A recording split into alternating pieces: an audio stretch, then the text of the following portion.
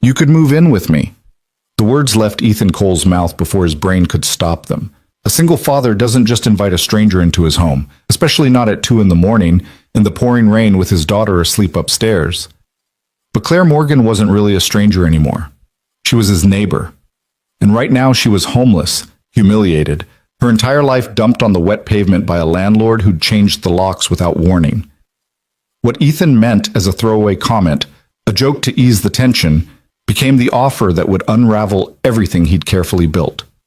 Stay with us until the end, hit that like button, and comment what city you're watching from so I can see how far this story travels. The rain didn't care about timing. It fell hard and relentless against the roof of Ethan Cole's garage, drumming a rhythm that matched the exhaustion in his bones. He stood in the open doorway, one hand wrapped around a coffee mug that had gone cold an hour ago. The other braced against the frame like he needed something solid to hold on to. 2:17 in the morning, his daughter, Mia, was asleep upstairs. 7 years old, her nightlight still on, her stuffed rabbit tucked under one arm. That was his world now. Predictable bedtimes, cartoon cereal in the morning, parent-teacher conferences he attended alone. 3 years since his wife died, and he'd built a life that worked, quiet, ordered, safe. He should have been in bed himself, but sleep didn't come easy anymore, and the garage had become his refuge. Out here, surrounded by half-finished woodworking projects and the smell of sawdust, he could breathe. Out here, he didn't have to be perfect, didn't have to smile through the loneliness or pretend the weight wasn't crushing. Tonight, though, something felt wrong. He couldn't name it, just a tightness in his chest that made him step outside into the rain, still holding that useless cup of coffee. That's when he saw her. Claire Morgan, his neighbor from across the driveway. Mid-30s, maybe. Dark hair that always looked intentional, even when it wasn't. She lived in the small rental unit attached to the house next door, the kind of place that barely qualified as an apartment but charged rent like it did. Ethan had seen her in passing, a nod here, a wave there, the kind of neighbor you recognized but didn't really know. Right now, she was dragging cardboard boxes through the rain like her life depended on it. Ethan's first instinct was to look away. Not his business, not his problem. He had enough on his plate without getting tangled in someone else's crisis. But then he saw the way her hands were shaking. The trunk of her sedan was open, already overflowing with trash bags and mismatched belongings. She was trying to shove another box inside, but it wouldn't fit. The angle was wrong. The space was too small. She pushed harder, breath coming fast and visible in the cold air, and Ethan heard something break inside the box, glass maybe, or ceramic. Claire froze. For a long moment, she just stood there in the rain, staring at the trunk like it had personally betrayed her. Her shoulders slumped, her head dropped forward, and Ethan realized what he was looking at. Eviction. He scanned the scene again, this time seeing the details. The front door of her unit, closed, a shiny new deadbolt gleaming under the porch light. The boxes scattered across the driveway, hastily taped, some already disintegrating in the rain. No moving truck, no friends helping, just Claire, alone, trying to salvage whatever she could before it all turned to mush. Ethan's jaw tightened. He didn't know her story. Didn't know if she'd missed rent or pissed off the landlord or just gotten unlucky. But the cruelty of it, the dumping her stuff outside in the middle of the night, changing the locks without warning, that was something he recognized. He'd seen enough of the world to know when someone was being kicked while they were down. He should have gone back inside. Should have closed the garage door and told himself it wasn't his responsibility. Instead, he set down his coffee mug and stepped into the rain. What? Need a hand? Claire's head snapped up, eyes wide and startled. For a second, she looked ready to bolt, or maybe swing at him. Then recognition flickered across her face. "Ethan," she said, voice flat. Not a question, just acknowledgement. He nodded, hands in his pockets, rain already soaking through his flannel shirt. "Looks like you could use some help." Claire glanced at the mess around her, the boxes, the bags, the trunk that refused to cooperate. Her expression was carefully blank, but Ethan could see the exhaustion underneath, the kind that went deeper than one bad night. "I'm fine," she said. "Yeah, I can see that." She almost smiled. Almost. Then her shoulders sagged again, and she let out a breath that might have been a laugh or a sob. "Landlord changed the locks, left all my stuff outside. I've been out here for 2 hours trying to, I don't even know, fit my entire life into a car that's too small. Ethan looked at the trunk again. She wasn't wrong. It was a losing battle. You have somewhere to go? He asked. Claire hesitated. I'll figure it out. That's not an answer. It's the only one I've got. Ethan ran a hand through his wet hair, rain dripping down his neck. This was a bad idea. He knew it was a bad idea. He had a daughter to think about, a routine, boundaries he'd built for a reason. But Claire was standing in the rain at 2 a.m. with nowhere to go, and he couldn't just walk away, so he said it. You could move in with me. The words came out before he could stop them. Casual, offhand, like he was offering her a cup of coffee, not a place to sleep in a house where his 7-year-old daughter lived. Claire stared at him.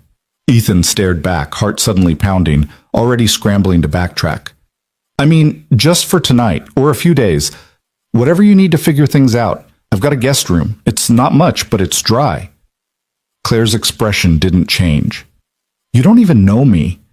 I know you're getting screwed over by a landlord who dumped your stuff in the rain. That's enough. Why would you do that? Ethan shrugged, trying to look like this wasn't the most impulsive thing he'd done in years. Because it's the right thing to do, and because I've got the space. For a long moment, Claire didn't say anything, just stood there in the rain, studying his face like she was trying to figure out if this was real or some kind of cruel joke. Then she let out a shaky breath. Okay, she said quietly. Ethan blinked. Okay? Just for tonight. Maybe 2. Until I can find something. Right. Yeah. Of course. They stood there for another beat, rain hammering down around them, and Ethan realized he'd just invited a near stranger to live in his house. What the hell was he thinking? It took them an hour to get everything inside. Ethan's garage became a temporary storage unit, boxes stacked against the walls, trash bags piled in corners, furniture wrapped in soggy blankets. Claire worked in silence, methodical and efficient despite the tremor in her hands. She didn't complain, didn't cry, just kept moving, one box at a time. Like stopping would mean admitting how bad this really was. Ethan worked beside her, hauling the heavier items, rearranging his tools to make space. He didn't ask questions, didn't pry, just helped.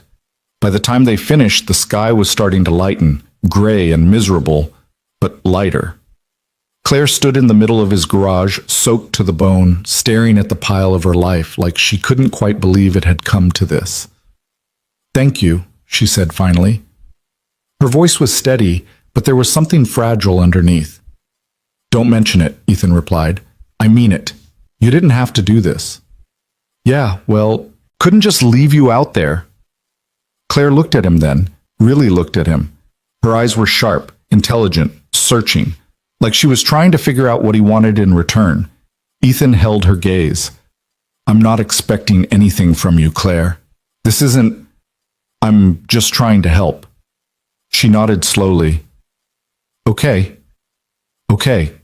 Ethan gestured toward the door. Come on, let's get you inside before you freeze to death. The house was quiet. Ethan led Claire through the side door, into the mudroom where boots and coats lined the walls. The kitchen beyond was small but clean, dishes in the drying rack, a lunchbox already packed for Mia's school day. Everything in its place. Claire stood in the doorway, dripping onto the tile, and Ethan suddenly saw his home through her eyes. The photos on the fridge, the crayon drawings taped to the wall, the little pink backpack hanging by the door. You have a daughter, Claire said. Yeah, Mia, she's 7. She's here? Asleep upstairs. Ethan grabbed a towel from the laundry basket and handed it to her. Don't worry, she's a heavy sleeper. Claire took the towel but didn't move. Ethan, if this is weird for you, if having me here is a problem, it's not. I just don't want to disrupt her life. Or yours. Ethan leaned against the counter, arms crossed. You won't. This is temporary, right? Just until you find a place. We'll set some ground rules, keep things simple. It'll be fine. Claire wrapped the towel around her shoulders, still studying him. You're a good person, Ethan Cole. He shook his head. I'm just a guy with a spare room. No, you're not. Before he could respond, a small voice drifted down from upstairs. Daddy? Ethan's heart jumped. He glanced at the ceiling, then back at Claire. "Stay here. I'll be right back." He took the stairs two at a time, slipping into Mia's room. She was sitting up in bed, rabbit clutched to her chest, eyes sleepy and confused. "Hey, Bug," Ethan said softly, kneeling beside her. "What's wrong?" "I heard noises." "Sorry, I was just moving some stuff in the garage. Go back to sleep." Mia rubbed her eyes. "Is everything okay?" Ethan smoothed her hair back.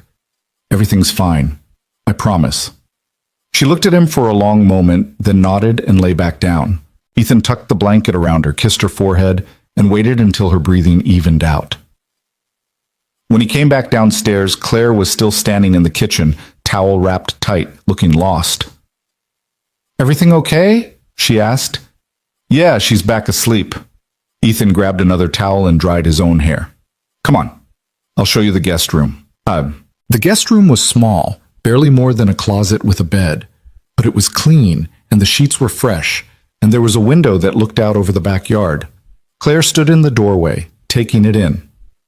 "Bathroom's across the hall," Ethan said.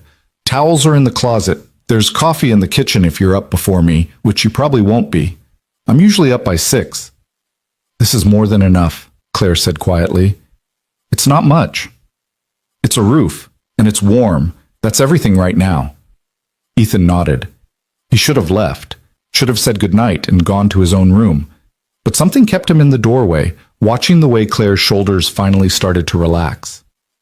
"Ethan," she said, turning to face him, "why did you really do this?" He thought about lying, thought about giving her some easy answer about being neighborly or doing the right thing, but the truth slipped out instead. "Because I know what it's like to lose everything," he said quietly. "And I know what it's like to need help and not have anyone willing to give it." Claire's expression softened. "Your wife. 3 years ago. Cancer. It was fast." "I'm sorry." "Me too." Ethan shoved his hands in his pockets. "Anyway, you don't have to go through this alone. Not tonight." Claire's eyes glistened, but she blinked it away. "Thank you." "Get some sleep, Claire." "You too." Ethan closed the door and stood in the hallway for a long moment, listening to the rain finally start to ease. What the hell had he just done? Yep. Morning came too fast. Ethan woke to his alarm at 6, the way he always did. For a moment, he forgot about the night before. Forgot about Claire, the rain, the boxes in his garage. Then he heard water running in the bathroom across the hall, and it all came rushing back. He sat up, rubbing his face. This was real. He'd invited a woman he barely knew to live in his house. With his daughter. Without thinking it through. Without planning. Without any of the careful consideration he applied to every other aspect of his life. Panic tried to claw its way up his throat. Then he heard Mia's door open, and he forced himself to breathe. One thing at a time. He got dressed, pulled on a hoodie, and headed downstairs. Mia was already in the kitchen, still in her pajamas, pouring cereal into a bowl with intense concentration. "Morning, Bug," Ethan said, kissing the top of her head. "Morning, Daddy." She looked up at him, frowning slightly. "Why were you in the garage last night?" Ethan grabbed the milk from the fridge. "I was helping our neighbor. She had some trouble with her landlord." "What kind of trouble?" "The kind where she needed a place to stay for a little while." Mia's eyes widened. "She's here? In our house?" "Yeah, in the guest room." "Is she nice?" Ethan poured milk over Mia's cereal. "I think so. You'll meet her soon." "What's her name?" "Claire." Mia repeated the name quietly, testing it out. Then she took a bite of cereal and seemed satisfied. Ethan started making coffee, trying to ignore the tightness in his chest. This was fine. It was all fine, just temporary, just a few days. Then the bathroom door opened upstairs and footsteps moved across the hallway. Claire appeared at the top of the stairs a moment later, hair still damp, dressed in clean clothes she must have pulled from one of the boxes. She paused when she saw them in the kitchen, uncertainty flickering across her face. "Good morning," she said carefully. Mia's head whipped around. She stared at Claire with wide eyes, cereal spoon frozen halfway to her mouth. Ethan stepped in. "Claire, this is Mia. Mia, this is Claire. She's going to be staying with us for a little while." Claire came down the stairs slowly, offering a small smile. "Hi, Mia." Mia didn't say anything, just stared. Ethan resisted the urge to fill the silence. Finally, Mia set down her spoon. Do you like cereal? Claire blinked, clearly not expecting that question. Yes? What kind? I don't know. Most kinds, I guess. Mia considered this. Then she pushed her bowl toward Claire. You can have some of mine. Claire's expression softened. That's really sweet, but I'm okay. You eat your breakfast. Are you sure? I'm sure. Mia pulled the bowl back and took another bite, still watching Claire like she was trying to figure something out. Ethan exhaled quietly. That could have gone worse. Coffee? He asked Claire. Please, she said, relief clear in her voice. He poured her a cup, and they stood in the kitchen together, awkward and unsure, but not hostile. Mia ate her cereal. Claire sipped her coffee. Ethan leaned against the counter and wondered how long this strange new normal would last. I'll start looking for a place today, Claire said quietly. I don't want to overstay. You're not, Ethan replied. Take your time. Figure out what you need. I'll pay rent for the room. You don't have to. Yes, I do. Claire's voice was firm. I'm not a charity case. If I'm staying here, I'm paying my share. Ethan studied her for a moment. Pride. He understood that. Okay, we'll figure out something fair. Claire nodded. Thank you. They stood in silence for another beat, and then Mia hopped down from her chair. I'm going to get dressed, she announced. Good idea, Bug. We leave in 20 minutes. Mia ran upstairs, leaving Ethan and Claire alone in the kitchen. She's sweet, Claire said. She's everything, Ethan replied without thinking. Claire's expression softened. You're a good dad. I'm trying. That's all any of us can do. Ethan met her eyes, and for a moment something passed between them. Understanding, maybe. Or recognition. Two people who'd been through hell and were still trying to build something on the other side. Then Mia's voice echoed down the stairs. Daddy, I can't find my blue shirt. And the moment broke. Coming, Ethan called back. He glanced at Claire. Make yourself at home. Seriously, food's in the fridge. Just help yourself. Thank you, Ethan. He nodded and headed upstairs, leaving Claire standing in his kitchen, coffee in hand, looking like she still couldn't quite believe this was real. The day unfolded in a strange rhythm. Ethan took Mia to school, came back to find Claire organizing boxes in the garage. They worked side by side, not talking much, just moving, sorting, stacking. She was methodical, efficient. He liked that about her. By noon, the garage looked almost normal again. You didn't have to help, Claire said, wiping dust off her hands. Neither did you, Ethan replied. This is my garage. She smiled, just a little. Fair point. They went inside for lunch. Sandwiches, nothing fancy. They ate in comfortable silence, and Ethan realized he didn't mind having her there. The house felt less empty, less quiet. It was dangerous, that feeling, because quiet was safe. Quiet meant no one could get hurt. But Claire wasn't asking for anything, wasn't pushing. She was just there, present, real. After lunch, Ethan went back to his workshop. He had orders to fill, custom furniture pieces for clients who'd been patient enough to wait while he juggled single parenthood and a small business. Claire disappeared into the guest room for a while, probably making calls, trying to figure out her next move. The afternoon stretched long and calm. Then, at 3:30, a truck pulled into the driveway. Ethan heard it before he saw it, an engine rumbling, gravel crunching. He looked up from the table saw, frowning. Through the window, he saw a man step out of a beat-up pickup, mid-50s, thick around the middle, wearing a scowl like it was part of his uniform. Ethan's gut tightened. He knew exactly who this was. The landlord. Ethan set down his tools and walked outside, keeping his expression neutral. The man was already halfway across the driveway, heading straight for the boxes still stacked in the garage. Can I help you? Ethan asked, voice calm. The man turned, sizing him up. You Ethan Cole? That's right. Where's Claire Morgan? Not here. The landlord's eyes narrowed. Don't lie to me. I know she's been here. Her car's right there. Ethan crossed his arms. What do you want? I want my property back. She took things that don't belong to her. Pretty sure everything in those boxes belongs to her. Not according to the lease. What lease? The one you violated by dumping her stuff outside without notice? The landlord's face darkened. You don't know what you're talking about. Try me. For a long moment they stood there in the driveway, tension crackling between them. Ethan didn't move, didn't blink. Finally, the landlord pointed a thick finger at him. You tell her she's got 48 hours to pay what she owes, or I'm filing charges. For what? Theft, destruction of property, breaking the lease, take your pick. Ethan's jaw tightened. She doesn't owe you anything. That's not what the paperwork says. Then show me the paperwork. The landlord sneered.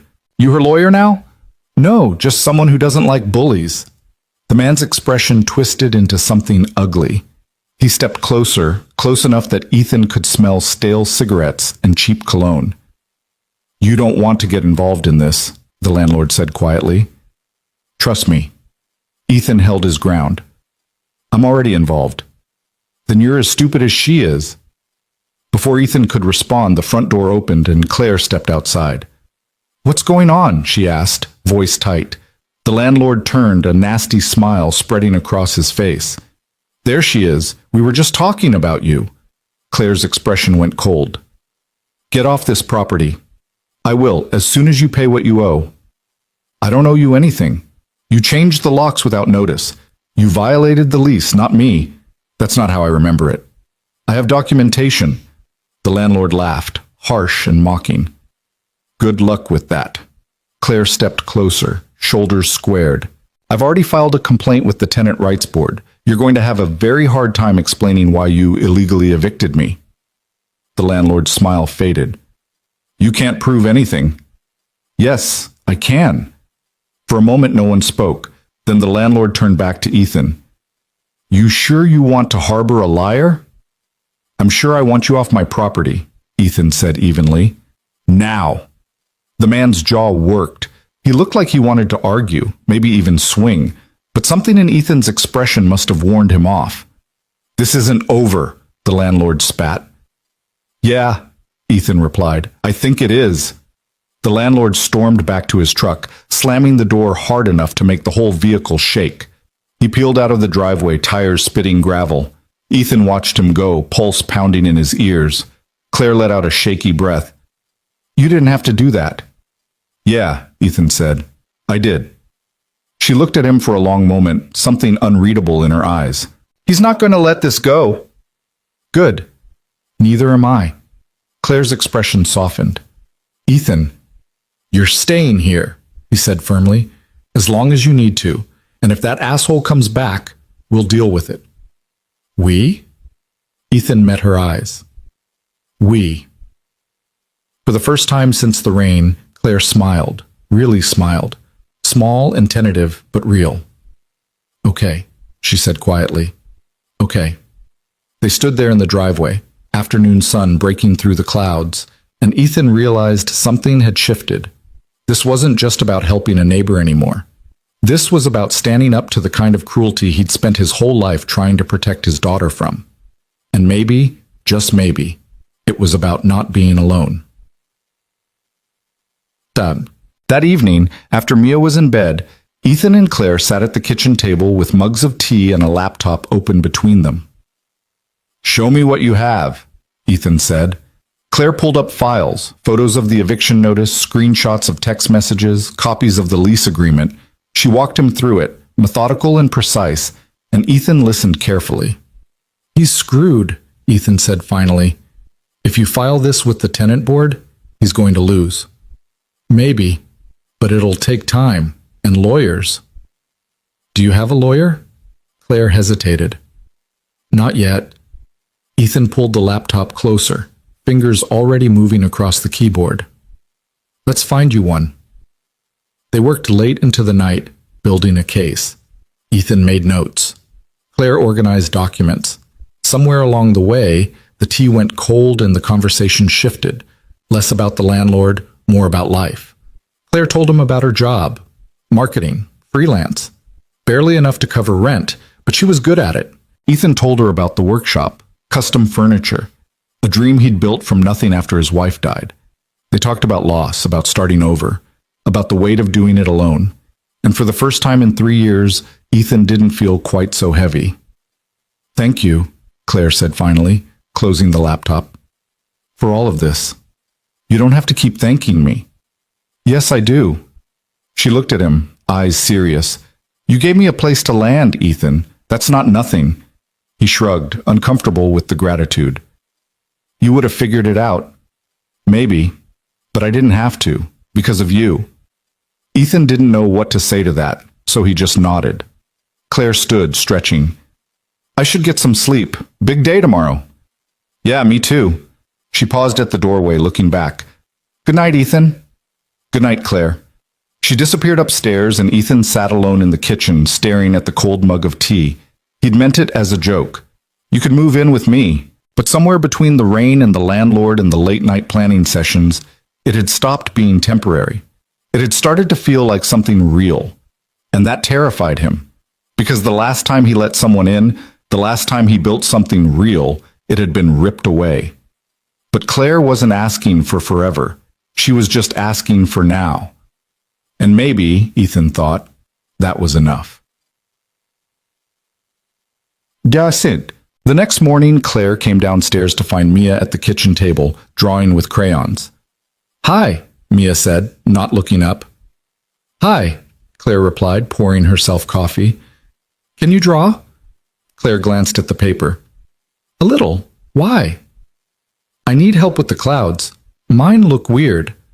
Claire sat down beside her, studying the drawing. "What are you making?" "A house with a yard and a dog. Do you have a dog?" "Not yet, but Daddy says maybe someday." Claire smiled. "Sounds like a good someday." Mia looked up at her serious. "Are you staying here forever?" The question hit harder than it should have. "No," Claire said gently, "just for a little while." "Oh." Mia went back to her drawing, adding more clouds. "That's okay. You can come back and visit, though." "I'd like that."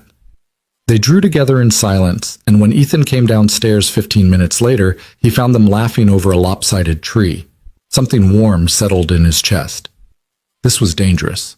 But maybe, just maybe, it was worth it. 3 days turned into a week, and the rhythm of their makeshift household began to feel less like an accident and more like intention.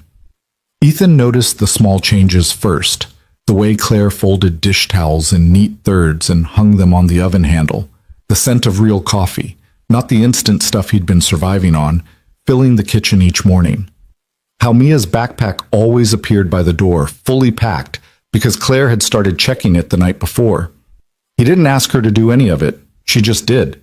And Ethan, who'd spent 3 years holding his world together with duct tape and sheer stubbornness, didn't know what to do with the help.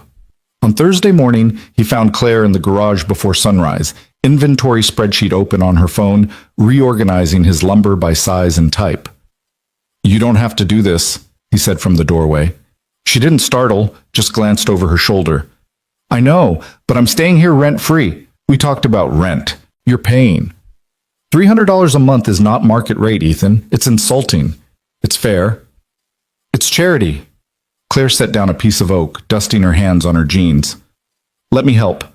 I need to feel useful." Ethan wanted to argue, wanted to tell her she didn't owe him anything beyond what they'd agreed, but the look in her eyes stopped him. That same fierce pride he'd seen the first night standing in the rain. "Fine," he said, "but if you're organizing my shop, you're doing it right. That 2x4 goes with the pine, not the oak." Claire's lips twitched. Noted. They worked in comfortable silence as dawn broke, and Ethan realized he'd started looking forward to these moments. The quiet. The company. The way Claire moved through space like she belonged there. It scared the hell out of him. By the time Mia woke up, the garage was transformed. Tools hung on labeled pegboards, sandpaper sorted by grit. Even the coffee cans full of screws had been emptied, sorted, and relocated to clear plastic bins. "It looks like a real workshop now," Claire said, surveying their work. "It was real before." "No, before it was functional chaos. Now it's professional." Ethan looked around, seeing his space through her eyes. She wasn't wrong. "Thanks. Don't mention it." Claire headed toward the house, pausing at the door. "Oh, And I signed us up for the tenant rights clinic on Saturday, 10 a.m. They do free consultations. Us? You're my witness, and you have a better memory for dates than I do. Ethan started to protest, then stopped.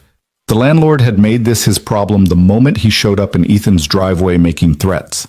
And if Claire needed backup, he'd be there. 10 a.m., he confirmed. I'll see if my neighbor can watch Mia. Claire smiled, quick and genuine, and disappeared inside. Ethan stood in his newly organized garage and wondered when exactly he'd stopped thinking of Claire as a temporary guest. Atami, Friday afternoon brought rain again, softer this time, pattering against the windows while Mia sprawled on the living room floor with her homework. Claire sat on the couch, laptop balanced on her knees, finishing a project for a client. Ethan was at the kitchen table reviewing invoices. It felt domestic, natural, terrifying. Daddy? Mia called out. How do you spell beautiful? Ethan started to answer, but Claire beat him to it. Beautiful, she said, without looking up from her screen. Mia wrote it down carefully, then frowned. That doesn't look right.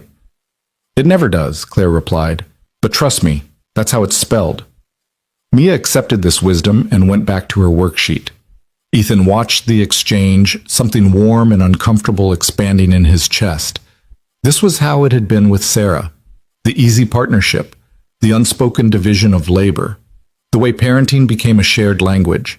He'd forgotten what that felt like, and remembering hurt. Claire must have sensed the shift because she looked up, concern flickering across her face. You okay? Yeah, just thinking. About? Ethan hesitated. They talked about loss in abstract terms, grief as a concept, rebuilding as theory. But he hadn't told her the details. Hadn't explained how Sarah's diagnosis had come out of nowhere, how 6 months later she was gone, how he'd spent the first year after her death just trying to remember how to breathe. My wife, he said finally. Sarah. She used to help Mia with homework the same way. Claire's expression softened. I'm sorry, I didn't mean to. No. It's good. Ethan forced a smile. It's nice, actually. Mia needs that. What about you? The question caught him off guard. What about me? What do you need? Ethan didn't have an answer for that. Or maybe he did, but he wasn't ready to say it out loud. Before he could respond, Mia's voice cut through the moment. Claire, can you help me with number 7? I don't get it. Claire set her laptop aside and moved to the floor beside Mia. Let's see what we're working with. Ethan watched them together, Claire's dark hair falling forward as she leaned over the worksheet, Mia pointing at the problem with her pencil, both of them focused and serious. His daughter trusted Claire. Not just tolerated her, but actually trusted her. That should have been a relief. Instead, it felt like standing on the edge of a cliff. Saturday morning arrived cold and bright. Ethan's neighbor, Mrs. Chen, agreed to watch Mia, thrilled to have company for her baking marathon. By 9:30, Ethan and Claire were in his truck, headed downtown to the tenant rights clinic. Nervous? Ethan asked. Claire stared out the window. I've been documenting everything. I have proof. The law's on my side. That's not what I asked. She let out a slow breath. Yeah, I'm nervous. Want to talk about it? Not particularly. Ethan nodded and left it alone. They drove in silence for a while, the city waking up around them. Coffee shops opening, dog walkers navigating sidewalks, ordinary people living ordinary lives, unaware that somewhere in the mess of it all, two strangers were trying to build something that made sense. Can I ask you something? Claire said suddenly. Sure. Why haven't you dated anyone? Since Sarah. Ethan's hands tightened on the steering wheel. That's direct. You don't have to answer. But maybe he wanted to. Maybe keeping it locked inside for 3 years had been the problem all along. I tried, he said carefully. About a year after. Friend of a friend set me up, nice woman, teacher, good sense of humor. What happened? Nothing. That was the problem. Ethan merged onto the highway, eyes on the road. She was great. Mia liked her. Everything should have worked. But all I could think about was how she wasn't Sarah. How nobody would ever be Sarah. And it felt wrong, like I was cheating on a ghost. Claire was quiet for a moment. That must have been lonely. It was easier than the alternative. Which is? Letting someone in and losing them again. The words hung in the air between them, honest and raw. Ethan hadn't meant to say it out loud, but there it was. The truth he'd been carrying like a stone in his chest. Claire reached across the console and squeezed his hand once, briefly. For what it's worth, I think Sarah would want you to be happy. How would you know? Because anyone who loved you and Mia wouldn't want you living in a holding pattern forever. Ethan's throat tightened. He didn't trust himself to respond, so he just nodded. They drove the rest of the way in silence, but it wasn't uncomfortable. It was the kind of quiet that came from understanding, from two people who'd both survived loss and were still trying to figure out what came next. The tenant rights clinic operated out of a community center that smelled like old carpet and instant coffee. A volunteer greeted them at the front desk, checked Claire's name off a list, and directed them to a small consultation room. The lawyer was younger than Ethan expected, mid-30s, sharp-eyed, wearing a blazer that had seen better days. Her name was Lisa Chen, and she wasted no time on pleasantries. Tell me everything, she said, pulling out a notepad. Claire walked her through it. The missed rent payment that she'd tried to make up, the landlord's refusal to accept partial payment, the locks changed without notice, her belongings dumped outside in the rain. Lisa took notes, occasionally stopping Claire to ask for clarification or documentation. Do you have photos of the eviction? Lisa asked. Claire pulled out her phone, scrolling through images. Boxes in the rain. The new deadbolt. Timestamp metadata, clear on every shot. Lisa's expression hardened. This is textbook illegal eviction. He violated at least 4 tenant protection statutes. Can I sue him? Claire asked. You can, and you should. Lisa leaned back in her chair. But I'll be honest with you, lawsuits take time and money. Even if you win, collecting damages from a slumlord can be next to impossible. Ethan spoke up for the first time. What's the alternative? Lisa looked at him, assessing. File a formal complaint with the Tenant Protection Board. They'll investigate, and if they find violations, they can levy fines, suspend his rental license, even force him to provide compensation. It's faster than court and doesn't require a lawyer. How fast? Claire asked. 6 to 8 weeks for a decision. Maybe longer if he contests it. Claire's shoulders sagged slightly. That's not exactly fast. No, but it's your best option unless you want to spend thousands on a lawsuit that might not go anywhere. Ethan watched Claire process this, saw the frustration flash across her face before she locked it down. She'd been hoping for a quick resolution. Instead, she was looking at months of uncertainty. Okay, Claire said finally. How do I file the complaint? Lisa pulled out a packet of forms. Fill these out. Be specific. Include every violation, every communication, every piece of evidence. The more thorough you are, the stronger your case. They spent the next hour going through paperwork. Lisa walked them through each section, highlighting what mattered, what didn't. Ethan took notes while Claire filled in blanks, her handwriting neat and precise despite the tremor in her fingers. By the time they finished, Claire looked exhausted. One more thing, Lisa said as they stood to leave. Does your landlord know where you're staying? Claire and Ethan exchanged glances. Yeah, Ethan said. He showed up at my house earlier this week, made some threats.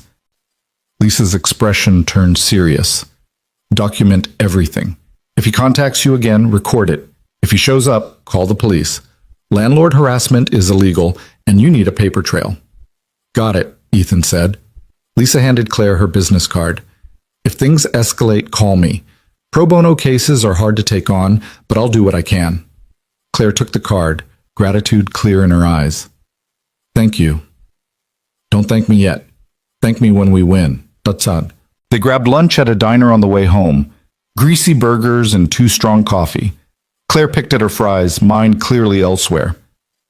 You okay? Ethan asked. 6 to 8 weeks, Claire said quietly. That's a long time to be in limbo. You're not in limbo. You have a place to stay. Your place, not mine. Ethan set down his burger. Claire, I'm not complaining. I'm grateful. You've done more for me than anyone has in years. She looked up, eyes fierce. But I need my own space, my own life. I can't keep living in your guest room indefinitely. Why not? The question came out before Ethan could stop it. Claire stared at him. What? Why not? Ethan repeated, leaning back in the booth. You're paying rent. You're helping with Mia. The house doesn't feel empty anymore, so why is staying such a bad thing? Because it's not my home, Ethan. It could be. The words hung between them, heavy with implication. Claire shook her head slowly. You don't mean that. I don't mean, don't I? You're just being kind, like always. No. Ethan leaned forward, voice low and serious. I'm being honest. For the first time in 3 years, my house feels like more than just a place where Mia and I exist. It feels alive, and that's because of you. Claire's breath caught. Ethan, I'm not asking you to stay forever. I'm just saying you don't have to rush to leave. For a long moment, they sat in silence. The diner hummed around them, other conversations, clinking dishes, the hiss of the griddle. But in their booth, the world had narrowed to just the two of them.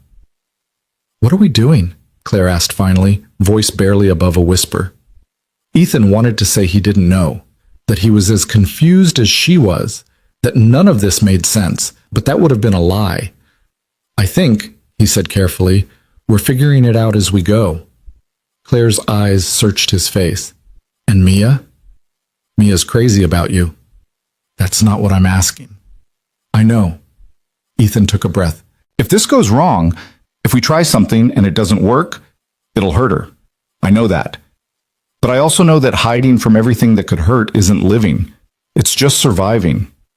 Is that what you've been doing? Surviving? Yeah, for 3 years, and I'm tired of it. Claire reached across the table, fingers brushing his.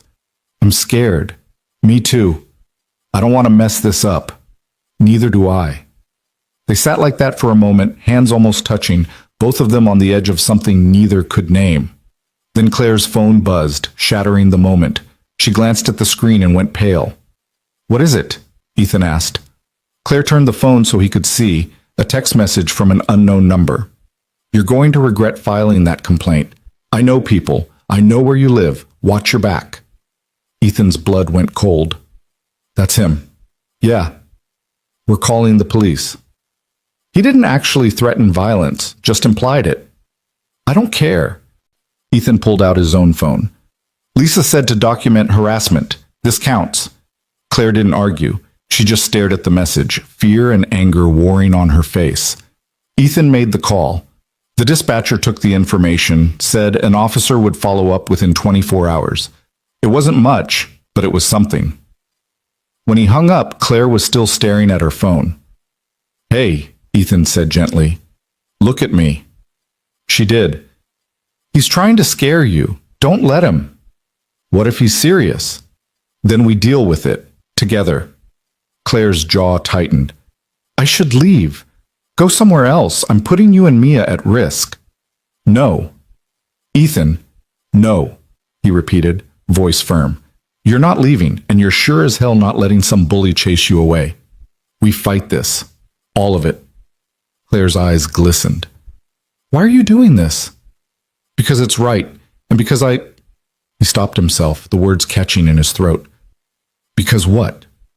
Ethan met her gaze, steady and certain. Because I care about you, and I'm not walking away. The admission hung in the air between them, fragile and huge. Claire's breath hitched. Then she stood, grabbed her jacket, and headed for the door without a word. Ethan threw cash on the table and followed her out. They drove home in tense silence.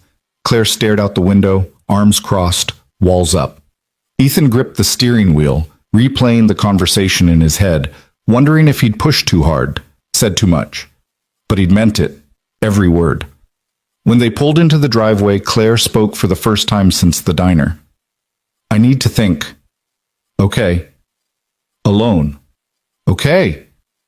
She got out of the truck and disappeared into the house without looking back. Ethan sat in the driveway, engine ticking as it cooled, and wondered if he'd just ruined everything. Mrs. Chen brought Mia home an hour later, waving off Ethan's thanks with a smile and a container of fresh-baked cookies.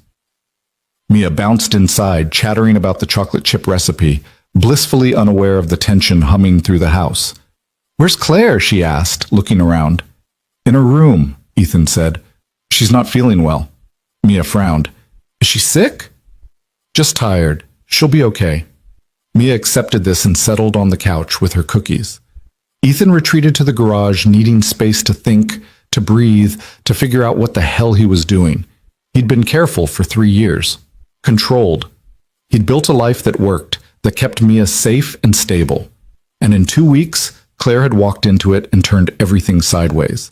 The smart thing would be to pull back, reestablish boundaries, remind himself that this was temporary. But he didn't want to. For the first time since Sarah died, he wanted something more than just getting through the day. He wanted Claire to stay. And that terrified him. Dinner was quiet. Claire emerged from her room long enough to eat, but she didn't make conversation. Mia tried to fill the silence with stories from Mrs. Chen's kitchen, but even her enthusiasm couldn't break the tension. After dinner, Mia went upstairs to read. Claire started washing dishes. Ethan dried. They worked in silence, the rhythm familiar but strained. Finally, Claire spoke. "I'm sorry about earlier." Ethan set down the dish towel. "You don't have to apologize." "I do. You were being honest, and I ran. You needed space. That's okay." Claire turned off the water, hand still in the sink. "I'm not good at this." "At what?" "Letting people in, trusting that they'll stay." Ethan leaned against the counter. "Yeah, I get that." Claire turned to face him, eyes red but dry. "My ex-husband left 2 years ago. Just walked out one day, said he couldn't do it anymore. No warning, no discussion, just gone. I'm sorry. I survived, built a new life, convinced myself I was better off alone." She crossed her arms, defensive. "And then my landlord screwed me over, and you showed up in the rain like some kind of miracle, and now I don't know what I'm supposed to do with that." "You don't have to do anything." "Yes, I do, because you said you care about me, and I—" Her voice broke. "I care about you too, and that scares me more than any threat from my landlord ever could." Ethan's heart hammered. "Why?" "Because caring about someone means they can hurt you, and I've been hurt enough." "So have I." "Then why are we doing this?" Ethan pushed off the counter, closing the distance between them. "Because maybe, just maybe, it's worth the risk." Claire looked up at him, vulnerability written across her face. "What if it isn't?" "Then at least we tried." For a long moment they stood there in the kitchen, close enough to touch, both of them afraid to take the next step. Then Claire reached up and cupped his face with one hand. "I don't know how to do this," she whispered. "Neither do I," Ethan replied. "But you still want to try?" "Yeah, I do." Claire's thumb brushed across his cheekbone, tentative and searching. "Okay. Okay? Okay." She smiled, small and uncertain, but real. "Let's figure it out as we go." Ethan pulled her into a hug, arms wrapping around her like he could shield her from every threat, every fear, every broken promise.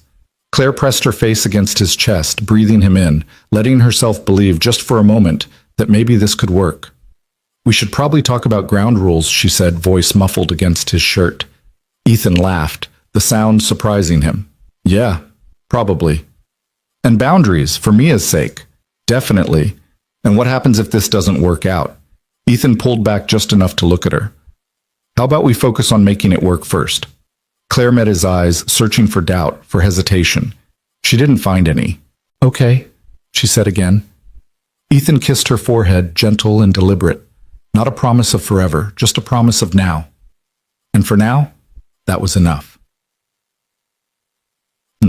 The weekend passed in careful steps. They didn't hide what was happening, but they didn't broadcast it either.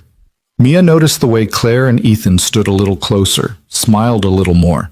She didn't ask questions, just seemed pleased that the tension had eased. On Sunday afternoon, they took Mia to the park. Ethan pushed her on the swings while Claire sat on a bench, laptop open, finishing work. It felt normal, easy, dangerous, because easy meant letting his guard down.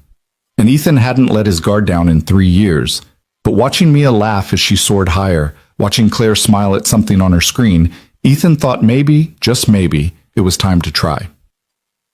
That evening, after Mia was asleep, Claire and Ethan sat on the back porch with mugs of tea, watching the stars. "I filed the complaint," Claire said quietly. "This morning." "Good. Lisa said we should hear something in a few weeks." "And until then?" Claire leaned her head against his shoulder. "Until then, we wait. And we watch our backs." Ethan wrapped an arm around her. "I'm not going to let anything happen to you." "I know." They sat in comfortable silence, the night settling around them. Then Claire's phone buzzed. She pulled it out, glanced at the screen, and went rigid. "What?" Ethan asked. Claire turned the phone toward him. Another message. Same unknown number. Last chance. Drop the complaint or you'll regret it. Both of you. Ethan's jaw clenched. "That's it. We're getting a restraining order." "On what grounds? Threatening texts? That's enough." "Not in this state. He has to make a credible threat of violence." "That sounds pretty credible to me." Claire shook her head. "I'm not giving up. But I'm also not putting Mia in danger." Ethan stood, pacing the porch. "So what do we do?" "We document everything. We stay vigilant, and we don't back down." Ethan looked at her, really looked at her. This woman who'd been dumped in the rain 2 weeks ago, who'd lost everything and was still standing, still fighting. "You're stronger than you think," he said. Claire smiled sadly. "I don't feel strong." "You are. And we're going to get through this." "Together?" "Together." Claire stood and walked into his arms, and they held each other under the stars, two broken people trying to build something whole. And in the house behind them, Mia slept peacefully, unaware of the threat circling her small world. But Ethan was aware. And he'd be damned if he let anyone hurt the people he cared about. Not again. Never again. Monday morning arrived with the kind of gray sky that promised nothing good. Ethan woke early, checked all the locks twice, and stood in Mia's doorway watching her sleep for longer than necessary. The threatening texts had shifted something in him, turned protective instinct into hypervigilance. Claire was already in the kitchen when he came downstairs, phone pressed to her ear, voice low and tense. "I understand that, but he's escalating," she said. "The texts are clearly threatening. Yes, I have screenshots. Fine, I'll bring them in this afternoon." She hung up and rubbed her temples. "Police?" Ethan asked. "Yeah, they want me to file a formal report. Said they can't do much about texts, but at least it'll be documented." Claire looked exhausted, dark circles under her eyes that makeup couldn't quite hide.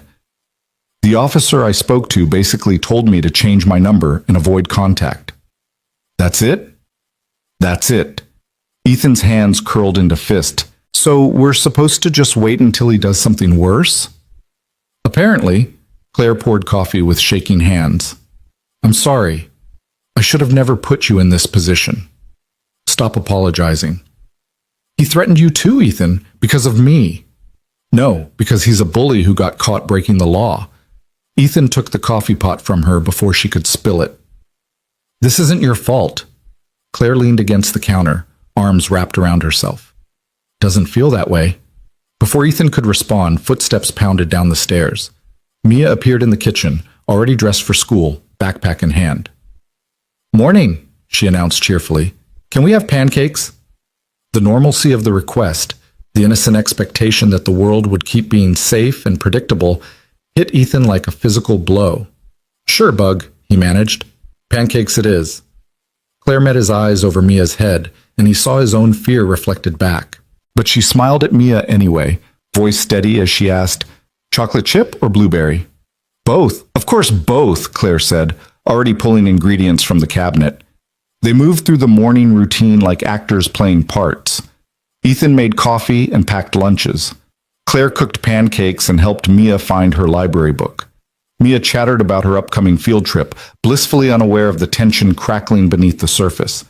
But when Ethan walked Mia to the bus stop, he found himself scanning every car, every face, every shadow. The landlord's truck wasn't there.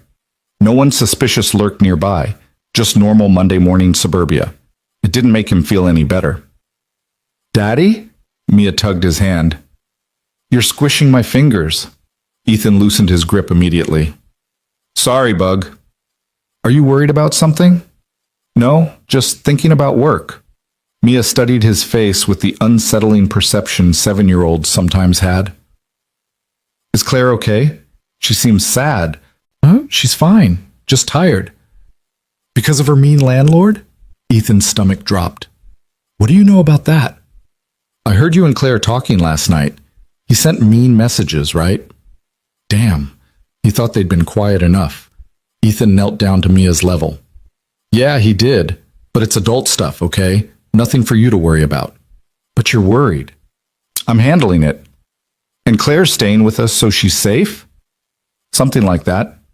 Mia considered this, then threw her arms around his neck in a fierce hug. I'm glad she's staying. I like her. Ethan's throat tightened. Me too, Bug. The school bus rumbled up, brakes hissing. Mia pulled back, grabbed her backpack, and bounded aboard without a backward glance. 7 years old and fearless. Ethan watched the bus disappear around the corner and wondered how long he could keep her world that innocent. Check. He came home to find Claire on the phone again, pacing the living room with tight, angry strides. I don't care what the processing time is, she was saying. I filed the complaint on Sunday. It's been confirmed. So when can I expect... She stopped, listening. 2 weeks just for the initial review? That's unacceptable.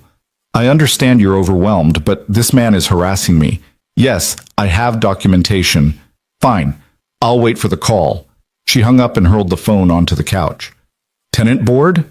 Ethan asked. Useless bureaucrats. Claire pressed her palms against her eyes. They won't even assign an investigator for 2 weeks. And that's just to review the case, not actually do anything about it. What about the restraining order? The police said I don't have grounds. The texts are threatening but not specific enough. I'd need proof of stalking, physical intimidation, or an actual assault. That's insane. That's the law. Claire dropped her hands, face flushed with frustration. So basically we sit around and wait for him to escalate enough to qualify for protection. Ethan's jaw clenched. Every instinct screamed at him to do something. Confront the landlord, file more reports, build higher walls. But the system wasn't built for prevention, only reaction. There has to be something we can do, he said. Like what? Camp out on his lawn? That'll get us arrested, not him. Security cameras. Claire blinked. What? Security cameras. For the house. Front door, driveway, garage. If he shows up here again, we'll have video proof. That's documented harassment. Claire's expression shifted from frustration to consideration. That might actually work. I can install them today. Basic system isn't expensive.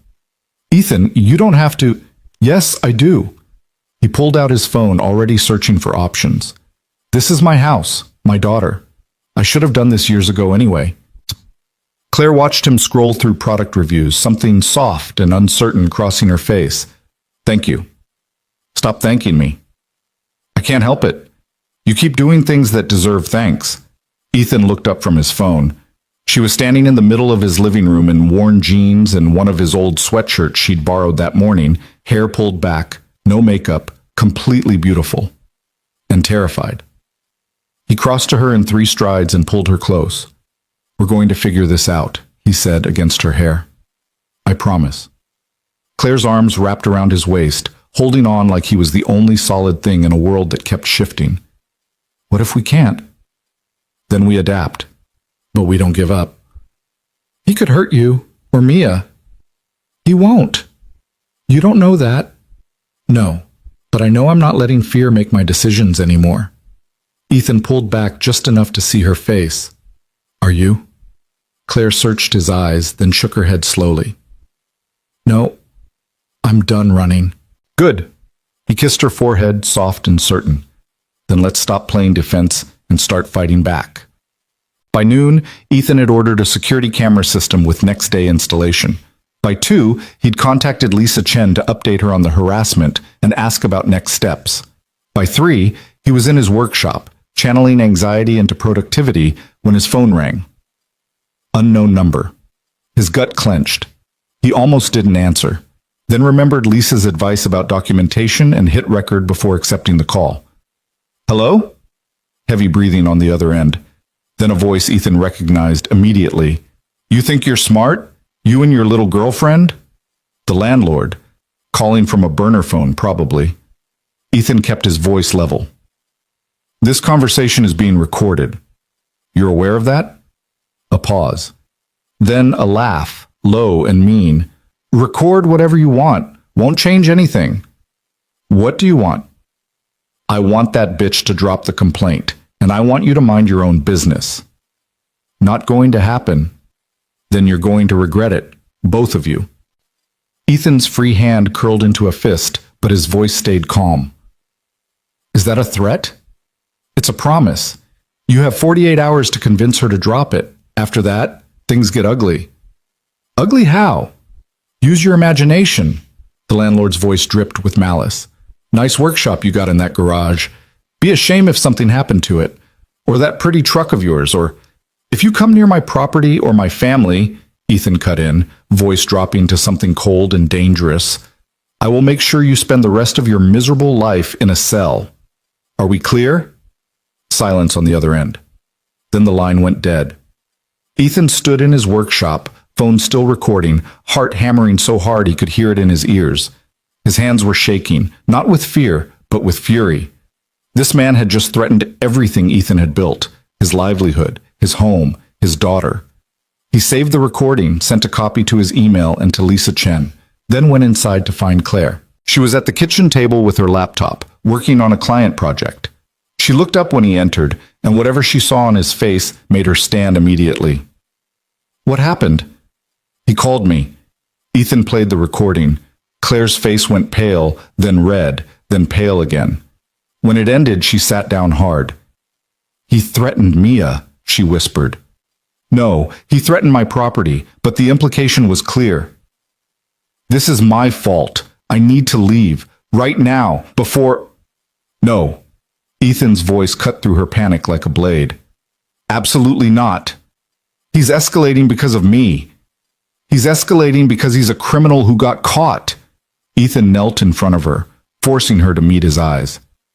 You leaving won't stop him. It'll just prove that threats work. Is that what you want? Claire's breath came fast and shallow. I want you and Mia safe. We are safe. We're taking precautions. We have evidence. We're doing everything right. What if it's not enough? Then we do more. Ethan took her hands. They were ice cold. But we don't run, and we definitely don't let him win. Claire stared at their joined hands, tears welling. I'm scared. Me too. What do we do? We take this recording to the police. We file for a restraining order with actual evidence. We make his life hell until he backs down. Ethan squeezed her hands gently. And we trust that the system will work. The system's been useless so far. Then we make noise until someone listens. Claire let out a shaky laugh. You really think we can win this? I think we don't have a choice but to try. For a long moment they stayed like that. Ethan kneeling, Claire sitting, both of them holding on. Then Claire wiped her eyes and straightened her shoulders. Okay, she said. Let's go to the police. Well, the police station smelled like stale coffee and bureaucracy. They waited 40 minutes to speak with an officer, then another 20 while he reviewed the recording. Detective Morris was mid-50s, tired eyes, the look of someone who'd heard every sob story twice. But when he listened to the recording, his expression hardened. This is explicit threat of property destruction, he said.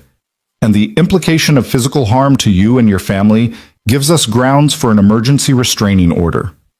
Relief flooded through Ethan. Finally, someone taking this seriously.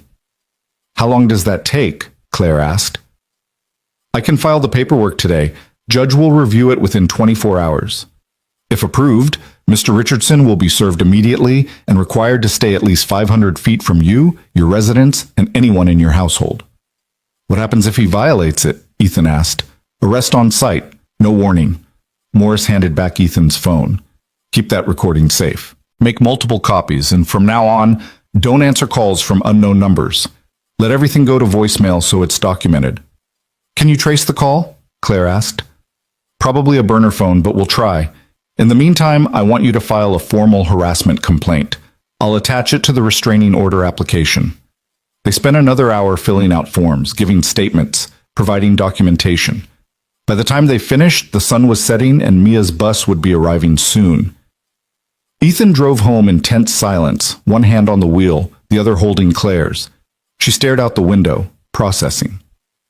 "Do you think it'll work?" she asked finally. "The restraining order? Yeah. He'd be stupid to violate it. He's been pretty stupid so far. Then he'll get arrested, and we'll be done with him." Claire turned to look at him. "You make it sound simple." "It's not simple, but it's the right move." "How do you stay so calm?" Ethan's grip tightened on the steering wheel. "I'm not calm. I'm furious. But falling apart won't help Mia, and it won't help you. So I'm choosing to channel it into something useful." Claire studied his profile in the fading light. "You're a good man, Ethan Cole. I'm just doing what needs to be done." "No, you're doing more than that. She stopped, searching for words. "You're fighting a battle that isn't even yours." "It became mine the moment he threatened my family." The word hung in the air between them. Family, not tenant, not house guest. Family. Claire's eyes glistened, but she smiled. "Yeah, I guess it did." They pulled into the driveway just as the school bus rounded the corner. Mia hopped off, backpack bouncing, waving at the driver. "Hey, Bug," Ethan called. "How was school?" "Good. We started our butterfly project today." Mia ran to Claire instead of Ethan, grabbing her hand. "Can you help me make a poster? We need pictures of different butterflies and—" She kept talking, pulling Claire toward the house, and Ethan followed behind, watching them together. This was worth fighting for. That night, after Mia was asleep and the dishes were done, Ethan and Claire sat on the couch going through legal documents. Lisa Chen had emailed a detailed breakdown of what to expect from the tenant board process, what the restraining order would and wouldn't prevent, and what their options were if Richardson continued to escalate. "It's a lot," Claire said, closing the laptop with a sigh. "We'll take it one step at a time." "And if the restraining order doesn't stop him?" Ethan set down the papers he'd been reviewing. "Then we escalate too, criminal charges, civil lawsuit, whatever it takes." Claire leaned her head against his shoulder. They'd been doing this more, casual touches, comfortable closeness, nothing dramatic, just the quiet intimacy of two people learning to trust each other. "I keep waiting for you to change your mind," Claire said softly, "to decide this is too much trouble and ask me to leave." "Not going to happen." "You say that now, but Claire," Ethan shifted so he could see her face. "I spent 3 years building walls, keeping everyone at a distance, convinced that was the only way to protect myself and Mia, and then you showed up in the rain and I broke every rule I'd made. That was just kindness." "No, it wasn't." Ethan took a breath. "It was the first time in 3 years I felt something other than grief or responsibility. It was the first time I looked at someone and thought, maybe, just maybe, I could have more than just survival." Claire's breath caught. "Ethan, I'm not asking you for promises. I'm not asking you to figure out the future. I'm just telling you the truth. You being here, it matters, to me and to Mia, and I'm not walking away from that." For a long moment, Claire just looked at him. Then she leaned in and kissed him. It wasn't desperate or hungry. It was soft and searching, a question and an answer all at once. Ethan's hand came up to cup her face, thumb brushing across her cheekbone, and Claire pressed closer, fingers curling into his shirt. When they finally pulled apart, both breathing hard, Claire rested her forehead against his. "I'm terrified," she whispered. "Of Richardson?" "Of this. Of feeling something real and having it ripped away." Ethan's thumb traced her jaw. "Welcome to the club." Claire laughed softly. "We're a mess, and yeah, but we're a mess together." She kissed him again, slower this time, and Ethan felt something in his chest crack open, something that had been locked tight since Sarah died. It hurt, and it felt good, and it scared him senseless. But he didn't pull away. When they finally went to bed, separate rooms, unspoken agreement that slow was better, Ethan lay awake staring at the ceiling, replaying every moment. The fear was still there, the grief, the worry that letting someone in meant setting himself up for devastation. But underneath it all was something new. Hope. The next morning brought frost and crystal clear skies. Ethan was installing the security cameras when a patrol car pulled into the driveway. Detective Morris stepped out, folder in hand. Mr. Cole, Miss Morgan. Claire appeared from inside, anxiety written across her face. Is everything okay? Restraining order was approved. Richardson was served an hour ago. Relief washed over Claire's face. So he can't contact us anymore? Can't contact, can't come within 500 feet of this property, can't threaten or harass either of you in any way. Morris handed over the documentation. Violation means immediate arrest. No exceptions. Thank you, Ethan said, genuinely grateful. Don't thank me yet. These orders only work if the subject respects the law. Morris's expression turned serious. Richardson's got a history, multiple complaints from former tenants, a few misdemeanor charges. He's not someone who takes losing well. What are you saying? I'm saying keep those cameras running, keep your doors locked, and call 911 if you see him anywhere near here. After Morris left, Claire stood in the driveway holding the restraining order like it might disintegrate. It's over, she said. Right? This means it's over? Ethan wished he could say yes, but Morris's warning echoed in his head. It means we have legal protection, he said carefully. And that's a good thing. Claire looked at him. But you don't think he'll stop? I think we stay alert. God, I'm so tired of being afraid. Ethan pulled her close. I know, but we're almost through this. Are we? Yeah, we are. He believed it. Mostly. 2 days passed in cautious optimism. No calls, no texts, no sign of Richardson. The security cameras recorded nothing but neighbors walking dogs and mail delivery. Life returned to its new normal. Ethan working in the shop, Claire managing clients from the kitchen table, Mia coming home from school with stories about butterflies and kickball. Friday afternoon, Ethan got an email from the tenant board. They'd assigned an investigator to Claire's complaint. Interview scheduled for the following week. This is good, Claire said when he told her. This means it's moving forward. Yeah, it's good. That night, they celebrated with takeout pizza and a movie Mia picked. Something animated and cheerful. They sat on the couch together, Mia between them, Claire's hand resting on Ethan's knee, the kind of casual family moment that shouldn't have felt revolutionary but did. When Mia fell asleep halfway through, Ethan carried her upstairs while Claire cleaned up the pizza boxes. By the time he came back down, she was standing at the kitchen sink, staring out the window into the dark backyard. Hey, Ethan said softly. You okay? Just thinking. About? How normal this feels. How easy it would be to get used to it. Ethan came up behind her, wrapping his arms around her waist. Would that be so bad? No, that's what scares me. Claire leaned back against him. What happens when the restraining order expires? When the tenant board case is over?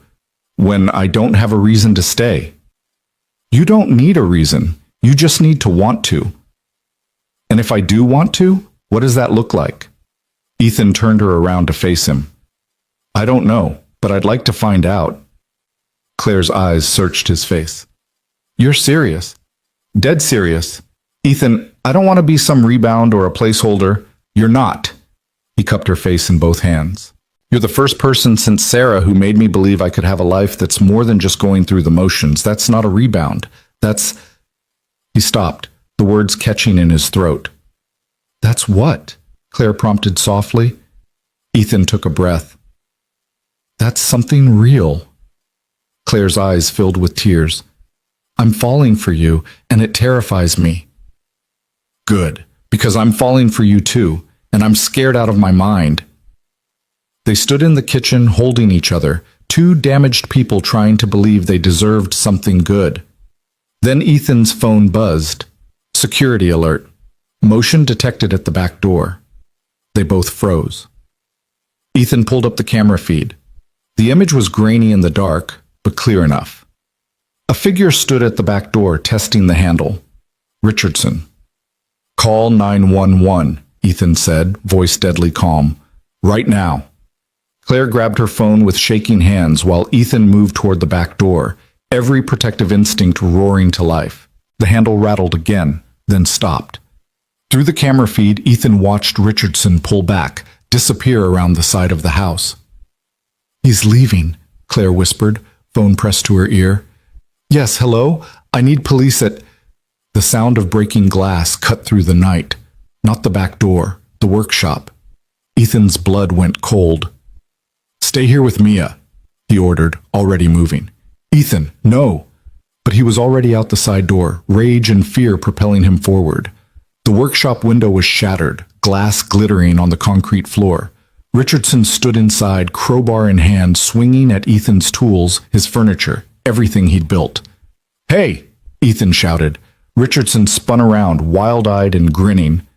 "There you are," he said. "Wanted to make sure you got the message. Police are on their way." "Good. Let them come."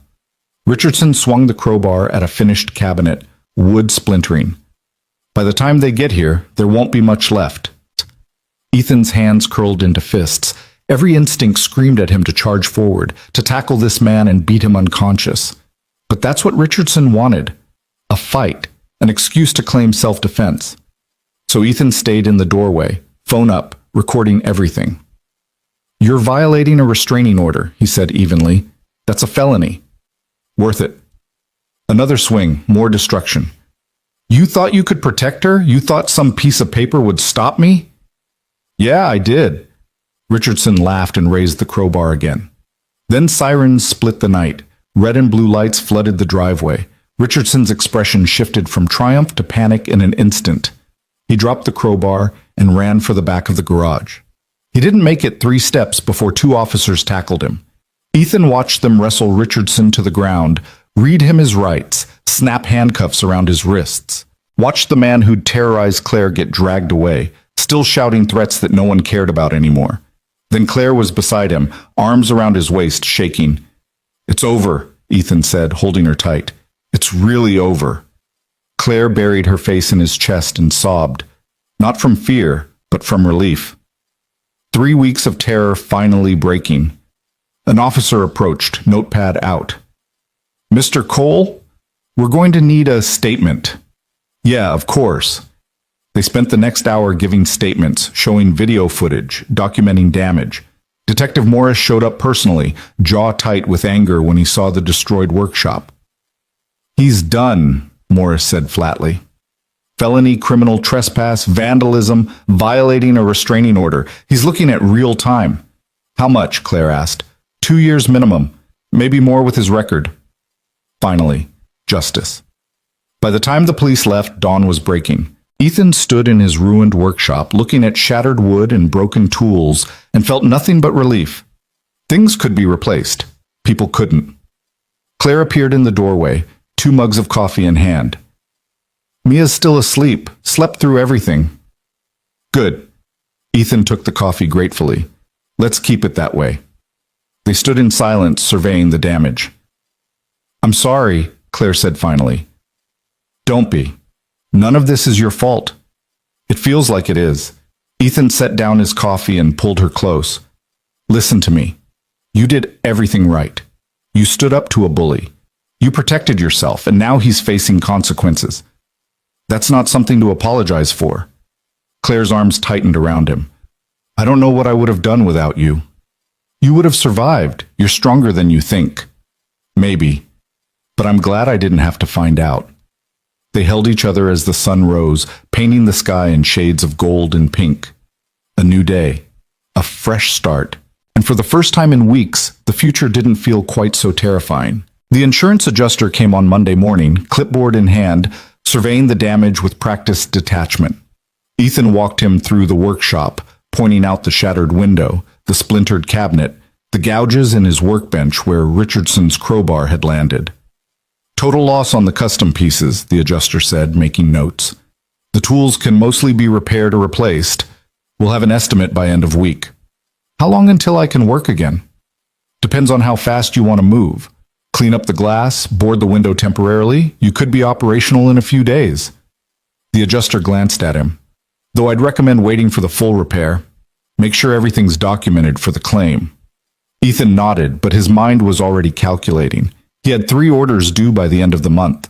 Clients who'd been patient, who'd trusted him with custom work.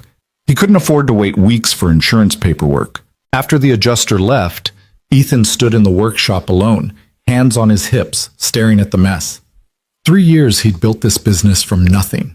3 years of late nights and early mornings, of learning to be both father and provider, of proving he could make something work on his own terms. And Richardson had tried to destroy it in 5 minutes. The anger came back then, hot and sharp. Not the cold fury from Friday night, but something deeper. Rage at the injustice of it, at the violation, at the fact that one man's cruelty could unravel so much hard work. "Hey!" Ethan turned to find Claire in the doorway, concern etched on her face. "You okay?" she asked. "Yeah, just processing." She came closer, stepping carefully around the broken glass. The adjuster seemed thorough. "He was. Said I should be able to get most of it covered." "That's good, right? It's something." Ethan picked up a piece of the shattered cabinet, cherry wood he'd spent weeks selecting, sanding, finishing, now just kindling. "I had a client picking this up on Thursday. Anniversary gift for his wife." Claire's hand found his shoulder.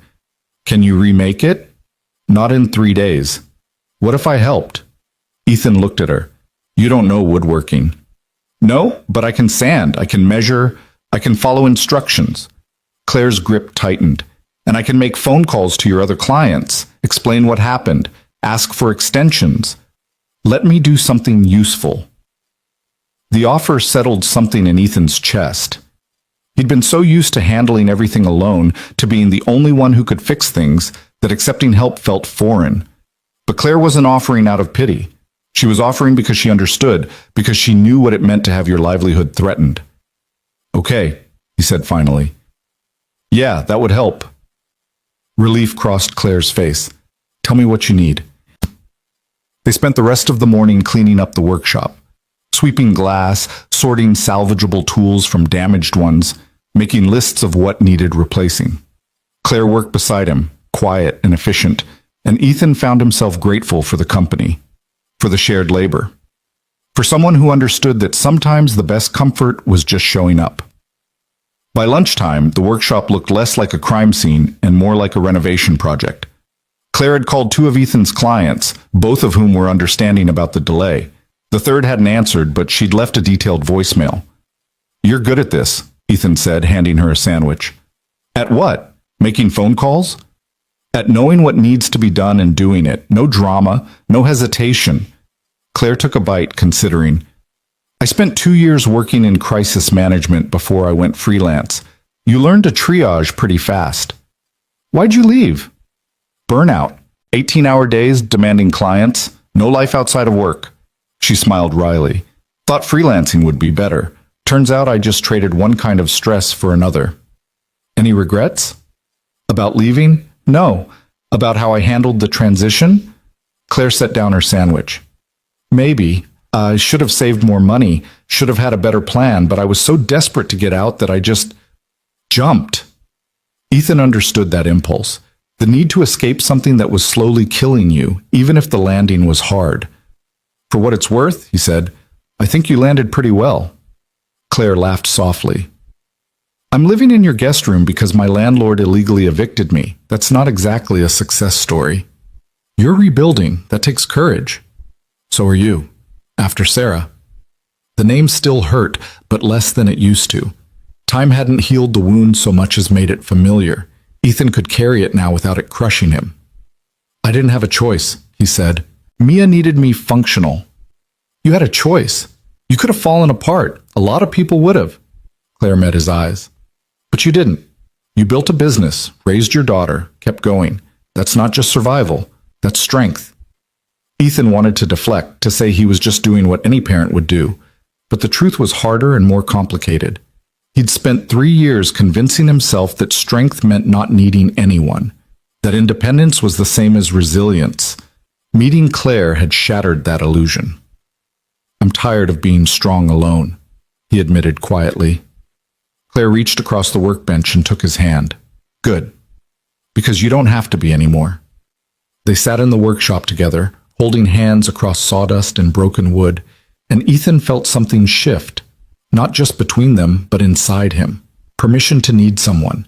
Permission to let down the walls. It was terrifying and liberating in equal measure. That afternoon, Ethan got a call from Detective Morris. Richardson had been arraigned. Bail set at $50,000. He couldn't make it, so he'd be sitting in county jail until trial. How long until trial? Ethan asked. 4 to 6 months, probably. DA's building a strong case. With the video evidence and the restraining order violation, they're confident about a conviction. And if he gets convicted? 2 to 5 years, he'll serve most of it. Ethan exhaled slowly. Good. One more thing, Morris continued. The property owner, Richardson's boss, called this morning. Wants to speak with Ms. Morgan. Said something about making things right. Ethan frowned. What does that mean? No idea, but he left his contact information if she wants to reach out. After hanging up, Ethan found Claire in the kitchen, working on her laptop. He relayed the information, watching her expression shift from surprise to suspicion. Why would the property owner want to talk to me? She asked. Only one way to find out. Claire chewed her lip, thinking. What if it's a trap? What if he's trying to get me to drop the complaint? Then you say no and hang up, but Morris wouldn't have passed along the message if he thought it was sketchy. I guess? Claire pulled up her phone. What do I even say? The truth, that you want to know what he wants before you commit to anything. Claire dialed the number Morris had provided, putting it on speaker. It rang 3 times before someone answered. James Hendricks. Mr. Hendricks? This is Claire Morgan. Detective Morris said you wanted to speak with me? Yes, thank you for calling. Hendricks sounded older, his voice gravelly but not unkind. I owe you an apology, Miss Morgan. I had no idea what Richardson was doing until the police contacted me this weekend. Claire shot Ethan a look. What do you mean? I own the property where you were living. Richardson was supposed to be managing it, collecting rent, handling maintenance, basic oversight. Instead, he was pocketing money, falsifying records, and apparently terrorizing tenants. Hendricks sighed heavily. I've terminated his employment and I'm conducting a full audit. Your case isn't the first complaint I've received. I see. Claire's voice was cautious. Why are you telling me this? Because you deserve better than what happened, and because I'd like to make amends. Hendricks paused. I'm prepared to offer you the unit back, rent-free for 6 months, with a formal apology and compensation for your troubles. The offer hung in the air. Claire's eyes went wide, then narrow with suspicion. What's the catch? She asked. No catch, just a property owner trying to do the right thing. And the tenant board complaint?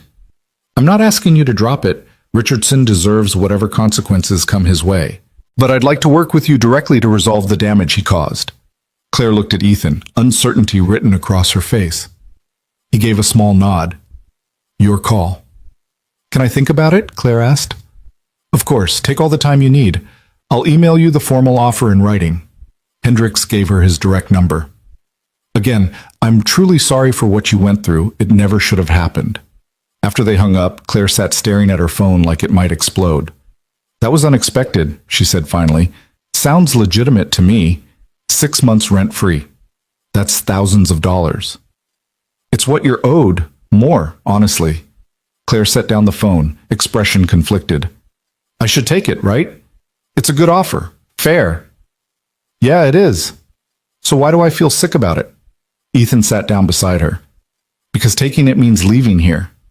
Claire's breath caught. I can't stay in your guest room forever, Ethan. Why not? Because it's not my home. Because you and Mia need your space. Because... She stopped, searching for words. Because the longer I stay, the harder it'll be to leave. Then don't leave.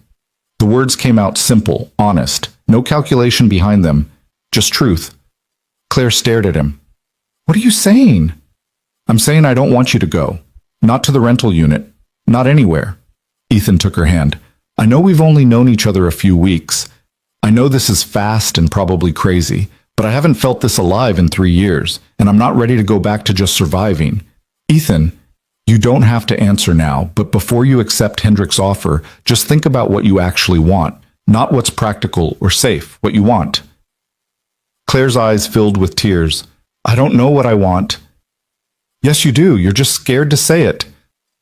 For a long moment, they sat in silence. Then Claire pulled her hand away, standing abruptly. I need to think, she said. Okay. Alone. Ethan nodded, watching her disappear into the guest room. He'd pushed too hard, asked for too much. But the words were out now, and he couldn't take them back. Didn't want to take them back, because he'd meant every single one. Dad. Mia noticed something was wrong at dinner. Claire was quiet, pushing food around her plate. Ethan made conversation about the school day, but his heart wasn't in it. The tension hummed beneath everything, unspoken but obvious. Are you guys fighting? Mia asked suddenly. Both adults looked at her in surprise. No, Bug, Ethan said. Why would you think that? Because you're both being weird, like when Emma's parents fight and they get all quiet and don't look at each other. Out of the mouths of babes. Ethan met Claire's eyes across the table. We're not fighting, Claire said gently. Just thinking about some grown-up stuff. What kind of stuff? Boring stuff. Nothing for you to worry about. Mia didn't look convinced, but she went back to her dinner. After a few minutes, she spoke again, voice small. Are you leaving, Claire? The question hit like a physical blow. Claire's fork clattered against her plate. What makes you think that? She asked carefully. Because people always leave eventually. Mia's voice was matter-of-fact, the kind of brutal honesty only children could deliver. Mommy left, and Mrs. Patterson moved away, and my friend Jessica's dad left for a new job. Everyone leaves. Ethan's throat tightened. He'd tried so hard to protect Mia from the reality of loss, to make her world stable and predictable. But she'd learned anyway, 7 years old and already bracing for abandonment. Claire got up from her chair and knelt beside Mia.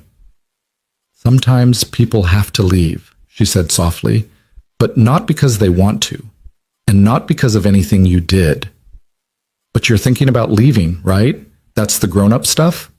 Claire glanced at Ethan, then back at Mia. I'm thinking about what comes next, but I promise, whatever I decide, I'll talk to you about it first, okay? Mia studied her face, then nodded slowly. Okay. She went back to eating, crisis apparently averted, but Ethan saw the question in her eyes, the fear she was too young to articulate. Please don't leave. Please stay. He felt the same way. After dinner, after Mia was in bed, Ethan found Claire on the back porch. She was wrapped in a blanket, staring at the stars. She's scared, Claire said without looking at him. Yeah. I don't want to hurt her. I know. But I also don't want to make promises I can't keep. Ethan sat down beside her. What are you afraid of? Claire pulled the blanket tighter. That this is just proximity. That we're both lonely and scared, and we've convinced ourselves it's something more than it is. Is that what you think? I don't know what I think. I just know that every time I've trusted someone, every time I've let myself believe in something good, it's blown up in my face. So you'd rather walk away before it has the chance? Maybe. At least then I'd be in control of the pain. Ethan understood that logic. He'd lived it for 3 years. But he also knew where it led. Nowhere. Just an endless loop of safety and numbness. I can't promise you this won't hurt, he said quietly. I can't promise we'll work out perfectly, but I can promise I'll show up every day, even when it's hard. Especially when it's hard. Claire turned to look at him. Why? Because you're worth showing up for. And because I think we could build something real here. Something that matters. Or we could crash and burn. Yeah, we could, but at least we'd know we tried. Claire stared at him for a long moment, something shifting behind her eyes. Fear giving way to possibility, caution giving way to hope. I'm terrified, she whispered. Good. That means it matters. She leaned her head on his shoulder, and Ethan wrapped his arm around her. They sat like that for a long time, watching the stars, neither of them ready to make promises, but both of them unwilling to let go. The next morning, Claire called James Hendricks. I appreciate your offer, she said, Ethan listening from across the kitchen table. But I need to think about it. Can I have a few days? Of course. Take all the time you need. After she hung up, Ethan raised an eyebrow. Buying time? Buying clarity. Claire poured herself more coffee. I need to figure out what I actually want, not just what makes sense on paper. Fair enough. She sat down across from him, hands wrapped around her mug. Can I ask you something? Always. If I stay, and I'm not saying I am, but if I did, what would that look like? Logistically? Ethan considered the question. They'd been dancing around this for days, avoiding the practical details because emotions felt safer than logistics. You'd have your own space, he said finally. The guest room, or we could convert the office.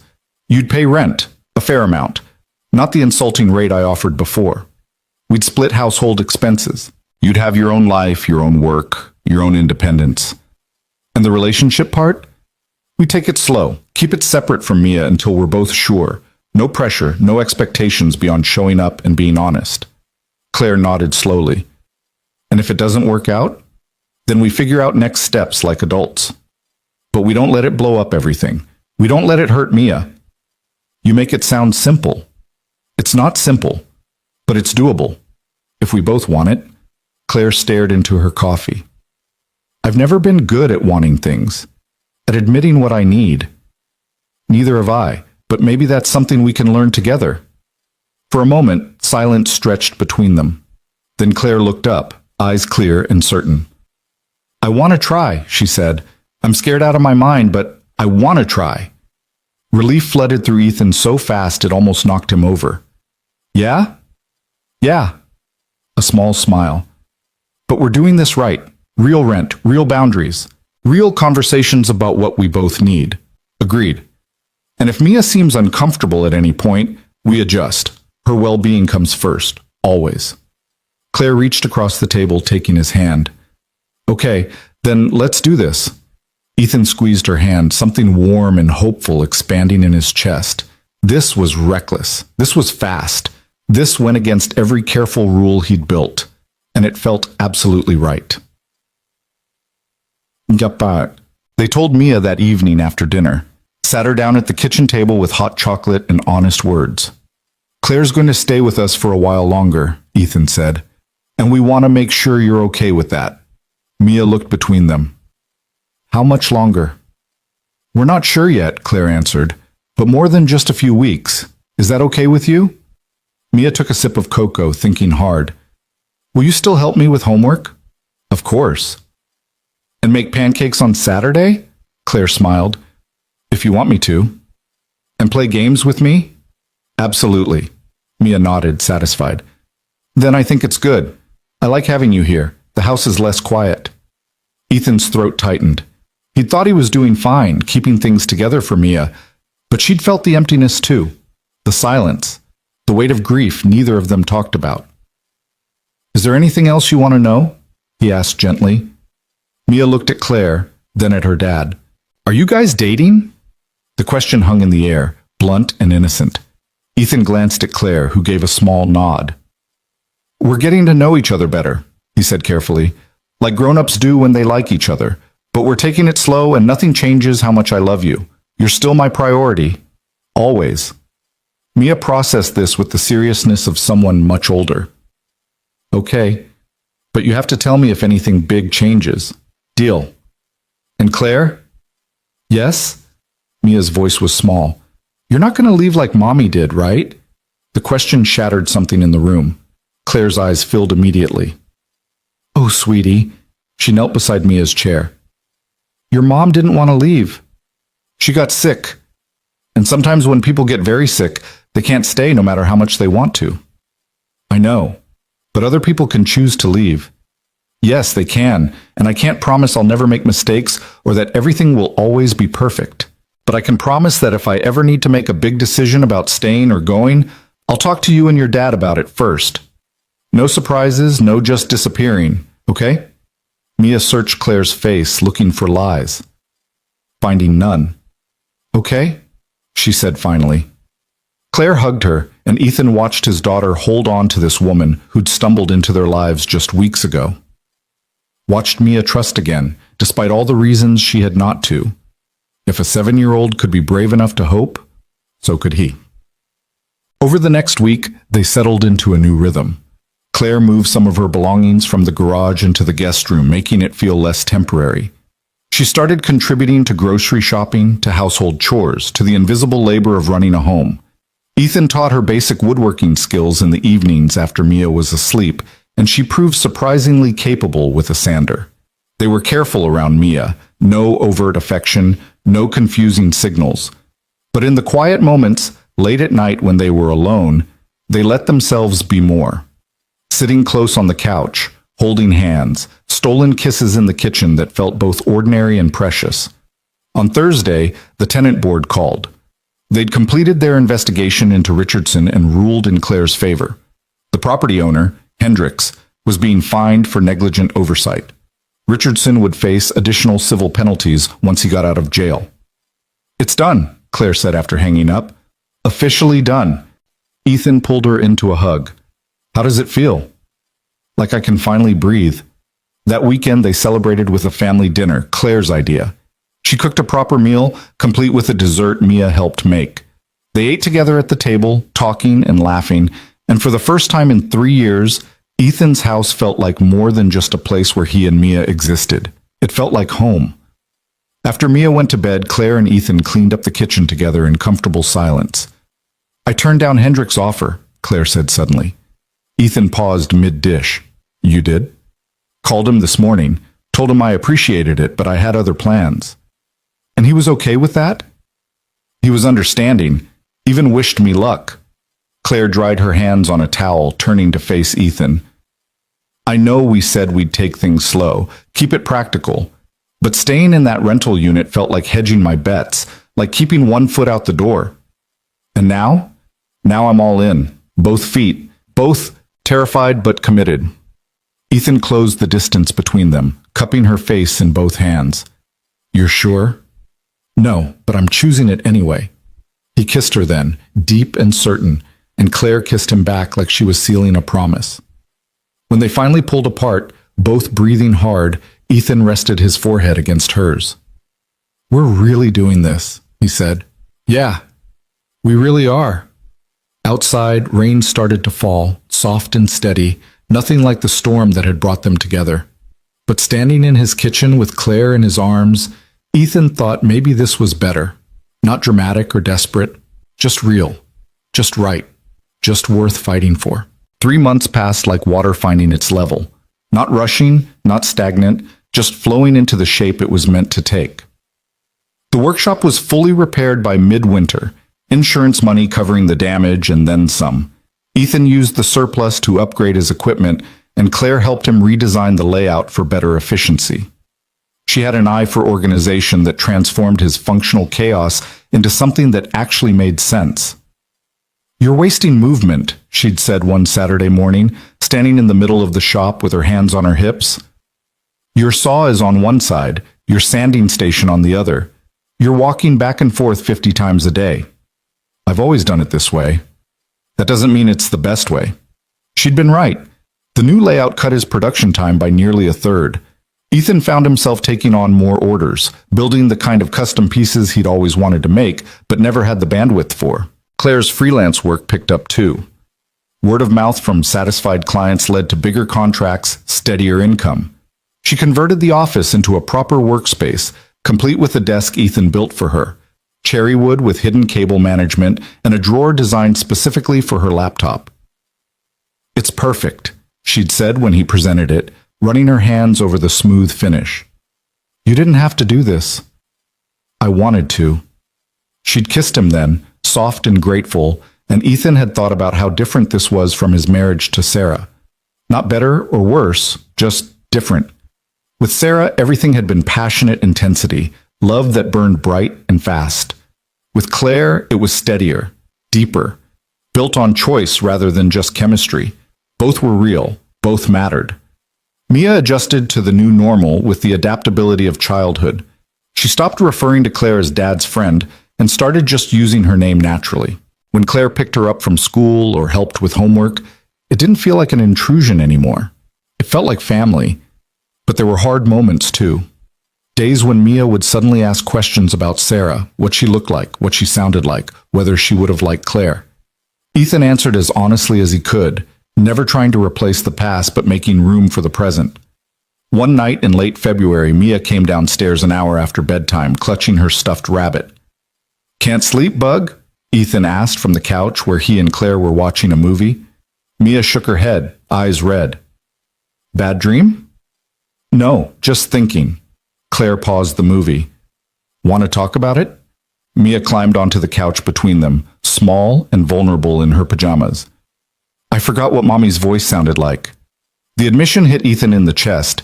He'd been so focused on moving forward that he hadn't thought about what Mia might be losing in the process. "That's okay, sweetheart," he said gently.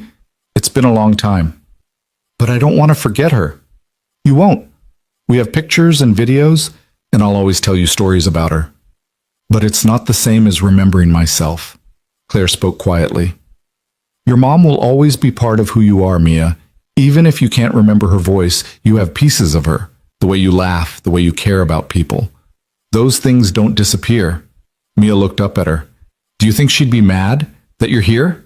"Oh, honey," Claire's eyes glistened. "I think your mom would want your dad and you to be happy. And I really hope, that me being here adds to that happiness, not takes away from it." "It does," Mia said simply. "Add to it, I mean. I like you being here." "I like being here too." Mia leaned against Claire's shoulder and Ethan watched the two of them together, his daughter and the woman who'd become so much more than a temporary house guest. They sat like that for a while, the movie forgotten, just being together in the quiet. Later, after Mia was back in bed, Claire turned to Ethan with worry in her eyes. "Was that okay? What I said?" "It was perfect. I don't want to overstep. She's your daughter and Sarah's daughter, and you're not just anything." Ethan pulled her close. "You're part of this family now. Mia knows it. I know it. The question is, do you know it?" Claire was quiet for a moment. "Sometimes I still feel like I'm visiting. Like one day you'll both wake up and realize I don't actually belong here. That's not going to happen. You don't know that." "Yeah, I do, because belonging isn't about how long you've been somewhere. It's about showing up. And you show up, Claire, every single day." She pressed her face against his shoulder, and Ethan felt her breathe out something that might have been fear or relief, or both. "I love you," she whispered. The words landed softly, tentatively, like she was testing their weight. Ethan pulled back to look at her face. "Say that again."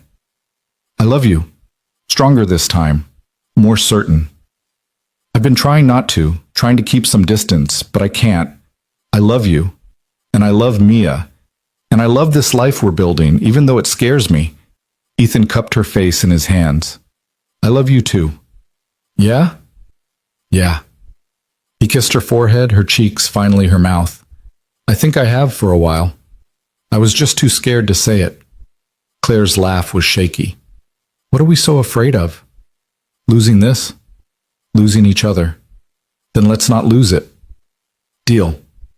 They held each other on the couch, and outside the winter wind rattled the windows, but inside everything felt warm and safe and right. Spring arrived with sudden force, trees exploding into green overnight. Ethan's business was thriving, Claire's client list was full, and Mia finished second grade with straight A's and a science fair ribbon. But there was still one piece of unfinished business. Richardson's trial was scheduled for early April. The DA had built a strong case: criminal trespass, vandalism, harassment, violating a restraining order. With Ethan's video evidence and Claire's documented complaints, conviction seemed certain. Still, the thought of seeing Richardson again, of sitting in a courtroom and reliving that night, made Claire's hands shake. "You don't have to testify," Ethan reminded her the week before the trial. "The video evidence is strong enough." "No, I want to." Claire's jaw was set, determined. "He tried to destroy my life. He tried to destroy your business. I want him to hear what that did to us." "Okay, then I'll be right there with you." The trial lasted 3 days. Claire took the stand on day 2, walking the jury through Richardson's harassment, the illegal eviction, the threatening messages. Her voice stayed steady even when the defense attorney tried to rattle her, suggesting she'd been behind on rent, that she'd antagonized Richardson, that the eviction was justified. "I was 3 days late with one payment," Claire said firmly. "I immediately contacted Mr. Richardson to arrange payment. He refused. Instead, he changed my locks and dumped my belongings in the rain. That's not legal eviction procedure in any circumstance. The defense attorney tried again. But you filed a complaint against him shortly after, correct? Some might say that was retaliatory. Some might say dumping a woman's belongings outside in the middle of the night without notice is retaliatory, Claire shot back. I filed a complaint because what he did was illegal, and then he threatened me and the man who gave me shelter. That's not retaliation, that's self-defense. The jury ate it up. Several nodded in agreement. Ethan testified on day 3. Walking through the night, Richardson broke into his workshop. The video evidence played on screens throughout the courtroom. Richardson's face clearly visible, crowbar in hand, destroying property while shouting threats. The defense had nothing to counter it. No way to spin destruction caught on camera. Closing arguments happened that afternoon. The jury deliberated for less than 2 hours. Guilty on all counts. Richardson would serve 4 years minimum. Restitution payments to both Claire and Ethan. Permanent record as a convicted felon. When the verdict was read, Claire's whole body sagged with relief. Ethan took her hand and she squeezed back so hard his fingers went numb. Outside the courthouse, Detective Morris shook their hands. Justice served, he said. Doesn't always work out this clean. Thank you for everything, Claire said. You two did the heavy lifting. I just filed the paperwork. Morris tipped his head. Take care of each other. They walked to the truck in silence, both processing. When they got inside, Claire turned to Ethan. It's really over. Yeah, it really is. I don't know what to do with that. What do you want to do? Claire thought for a moment, then smiled. I want to go home. Home, not your house or the rental. Home. Ethan started the truck and drove. That weekend, they celebrated with a quiet dinner at home. Mia made place cards and insisted on wearing her fancy dress. Claire cooked something elaborate and delicious. Ethan opened a bottle of wine he'd been saving for a special occasion. What are we toasting? Mia asked, holding up her juice box. New beginnings, Claire said, and happy endings, Ethan added. They clinked glasses and juice boxes, and Mia grinned so wide her whole face scrunched up. After dinner, after Mia was in bed, Ethan found Claire on the back porch again. Their spot, where they'd had so many hard conversations, made so many difficult decisions. Beautiful night, she said as he sat beside her. Yeah. I was thinking. About? Claire turned to face him, nervous energy radiating off her. About what comes next. Okay. I turned down Hendrik's offer months ago. I've been paying you rent, living in the guest room, keeping everything separate and temporary, even though we both know it's not anymore. Ethan's heart started beating faster. True. And I realized I don't want temporary. I don't want to keep one foot out the door, ready to run if things get hard. Claire took a breath. I want permanent. I want real. I want us. You have us. No, I mean, I want... She pulled out a piece of paper from her pocket, unfolding it carefully. I want this. Ethan took the paper. It was a lease agreement. For the whole house, both their names. Equal. Claire, I know it's just paperwork. I know we're already doing this, but I need it to feel official. I need to know I'm not just staying until something better comes along. I'm staying because this is where I belong. Ethan stared at the lease, throat tight with emotion. You didn't have to do this. Yes, I did. For me. Claire's voice wavered. I've spent my whole life being afraid of commitment, afraid of getting hurt. But you and Mia, you're worth the risk. You're worth everything. Ethan set down the lease and pulled her into his arms. I love you. I love you too. So we're doing this? Making it official? If you want to. I want to. Ethan pulled back to see her face. But I want more than just a lease. Claire's breath caught. What do you mean? Ethan hadn't planned this, hadn't bought a ring or prepared a speech, but standing on his back porch with this woman who'd crashed into his life and turned everything upside down in the best possible way, the words came easily. I mean, eventually, not today, not tomorrow, but eventually, I want to marry you. I want Mia to be your daughter too, if that's something you want. I want to build a life that's bigger than just survival. I want all of it, with you. Tears streamed down Claire's face. Are you proposing? Not yet. I'm telling you my intentions. So you know what you're signing up for. Claire laughed through her tears. You're insane. Probably. We've only known each other 6 months. I know. This is reckless and impulsive and totally unlike you. I know that too. Claire grabbed his shirt and pulled him into a kiss that tasted like salt and joy and promise. When they finally broke apart, she pressed her forehead to his. Ask me again in 6 months, she whispered. Ask me properly. And I'll say yes. Ethan's heart felt like it might burst. Yeah? Yeah. Because you're right. This is worth everything. They held each other under the stars, and Ethan thought about the night 6 months ago when he'd stood in the rain and made an offer he'd meant as a joke. How that single impulsive moment had changed everything. Life was strange like that. You spent years building walls, convinced safety meant isolation. And then someone came along and showed you that the scariest thing, letting someone in, could also be the most worthwhile. 6 months later, on a crisp October morning, Ethan woke early and made coffee for two. Claire was still asleep in their room, not the guest room anymore, but the master bedroom they'd started sharing in late spring. Mia was at a sleepover, giving them a rare, quiet morning. Ethan carried the coffee upstairs, setting it on Claire's nightstand. She stirred, opening one eye. What time is it? Early, but I couldn't sleep. Why not? Ethan sat on the edge of the bed, suddenly nervous. Because I have something to ask you. Claire sat up, instantly awake. Ethan. He pulled out a small box from his pocket. Nothing fancy. Simple gold band with a single stone. Classic. Timeless. 6 months ago, I told you my intentions, he said. Told you I wanted to marry you, build a life with you, make this permanent. And you told me to ask again properly. Claire's hands flew to her mouth, eyes already glistening. So I'm asking. Ethan opened the box. Claire Morgan, will you marry me? Will you be my partner, Mia's mom, the person I choose every single day for the rest of my life? For a moment, Claire couldn't speak, just stared at him with tears streaming down her face. Then she launched herself at him, wrapping her arms around his neck. Yes, she said against his shoulder.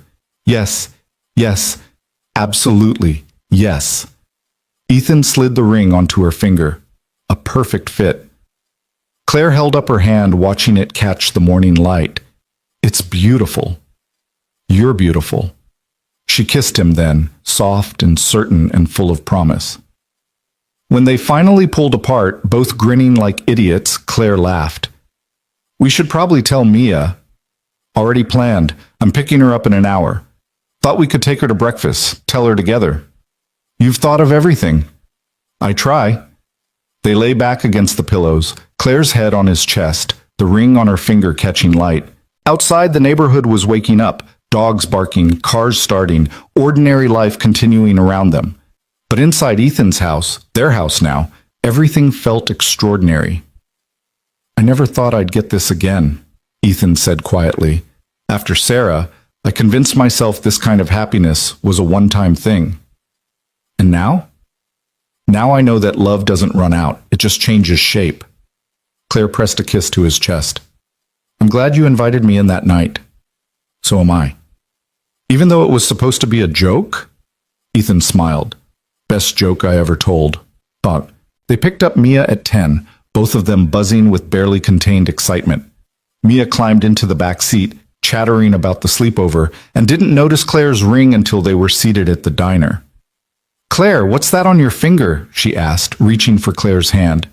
Claire glanced at Ethan, who nodded. It's an engagement ring, Claire said gently. Your dad asked me to marry him this morning. Mia's eyes went wide. You said yes? I did. For a heartbeat, Mia didn't react, just looked between them, processing. Then she launched herself across the booth, hugging Claire tight. Does that mean you're staying forever? She asked, voice muffled against Claire's shoulder. Yes, sweetheart, forever. And you'll be like my mom? Claire pulled back to see Mia's face, tears threatening. If that's okay with you, I'll never replace your mom. She'll always be your mom. But I'd be honored to be your mom too. Mia nodded seriously. I'd like that. Ethan's throat closed up watching them. His daughter and his fiancée. his family, complete in a way he'd stopped believing was possible. They ordered pancakes and hot chocolate and talked about wedding plans. Nothing big, just family and close friends, maybe in the backyard. Mia wanted to wear a fancy dress and carry flowers. Claire wanted Ethan to build an arbor for the ceremony. Ethan just wanted the day to arrive. Leaving the diner, Mia grabbed both their hands, swinging between them. "This is the best day ever," she announced. Claire squeezed Ethan's hand across Mia's head and he squeezed back. "Yeah," he agreed.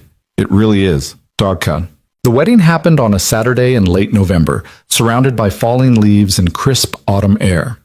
They set up chairs in the backyard, hung lights from the trees, and Ethan's arbor, built from reclaimed wood, stood at the end of a simple aisle. Mia walked down first in her chosen fancy dress, scattering rose petals with intense concentration. Then Claire appeared, wearing a simple cream dress, carrying wildflowers Mia had helped pick. She was breathtaking. Ethan stood at the arbor, Mia beside him as his best woman, and watched the woman he loved walk toward him. No hesitation, no doubt, just certainty. The ceremony was short and sweet. They'd written their own vows, Claire promising to show up, to stay, to love both Ethan and Mia through whatever came next. Ethan promising protection, partnership, and a home that would always be theirs. When they kissed, sealing vows and promises, Mia cheered so loud half the guests laughed. The reception was casual, barbecue and beer, cake made by Mrs. Chen, dancing in the backyard as the sun set. Claire's few remaining family members mixed with Ethan's friends and neighbors. Lisa Chen gave a toast about justice and new beginnings. Detective Morris showed up with his wife and congratulated them both. It was perfect in its imperfection, not fancy or elaborate, just real. As the evening wound down and guests started leaving, Ethan found Claire sitting on the back porch steps, still in her wedding dress, watching the last of the sunset. "Hey, Mrs. Cole," he said, sitting beside her. She smiled. "That's going to take some getting used to." "Good getting used to, or bad?" "The best kind." Claire leaned her head on his shoulder. "I keep thinking about that night in the rain, how terrified I was, how lost. And now? Now I'm found." Ethan wrapped his arm around her. "Me too." They sat in comfortable silence as the sky darkened and the first stars appeared. Inside they could hear Mia laughing with Mrs. Chen, their daughter, their family, their life. "Do you believe in fate?" Claire asked suddenly. Ethan considered. "I believe in choice. I believe you and I chose to take a risk, chose to show up, chose to build something real. Fate might have brought you to my driveway that night, but everything after was us. I like that better anyway. Gives us credit for the hard work." "Exactly." Claire turned to look at him, eyes bright even in the fading light. "Thank you." "For what?" "For seeing me. For not giving up. For inviting a stranger into your home and your heart." She kissed him softly. "For making terrible jokes in the rain." Ethan laughed. "Best terrible joke I ever made. Second best, the best one is yet to come." "Oh yeah, what's that?" Claire grinned. "When we tell Mia she's going to be a big sister." Ethan froze. "What?" "Surprise." Claire's hand moved to her stomach. "Found out this week. I was going to wait until after the wedding to tell you, but I can't keep secrets from you." Ethan stared at her, processing. A baby. They were having a baby. "Are you happy?" Claire asked, suddenly uncertain. "Happy?" Ethan pulled her into his arms, laughing. "I'm terrified and thrilled and completely overwhelmed. So yeah, I'm happy." Claire melted against him. "Me too." They held each other on the porch steps, and Ethan thought about the journey that brought them here. The rain and the fear and the risks, the legal battles and late-night conversations, the slow building of trust, and the leap into love. All of it leading to this moment, this life, this family. Inside, Mia called for them. "Dad, Claire, come see what Mrs. Chen brought." "Coming, Bug," Ethan called back. He stood, offering Claire his hand. She took it, rising gracefully despite the wedding dress and the early pregnancy and the magnitude of everything they'd built together. "Ready?" he asked. Claire smiled. "For what?" "Everything. The baby, the future, all of it. She squeezed his hand. With you? Always. They walked inside together, leaving the porch behind. The rain that had brought them together was long gone, replaced by clear skies and new beginnings. And in the house that had once been too quiet, too empty, too full of grief, there was now laughter and love and the promise of more. Not temporary anymore, not survival, just life. Full and messy and absolutely worth fighting for. Home.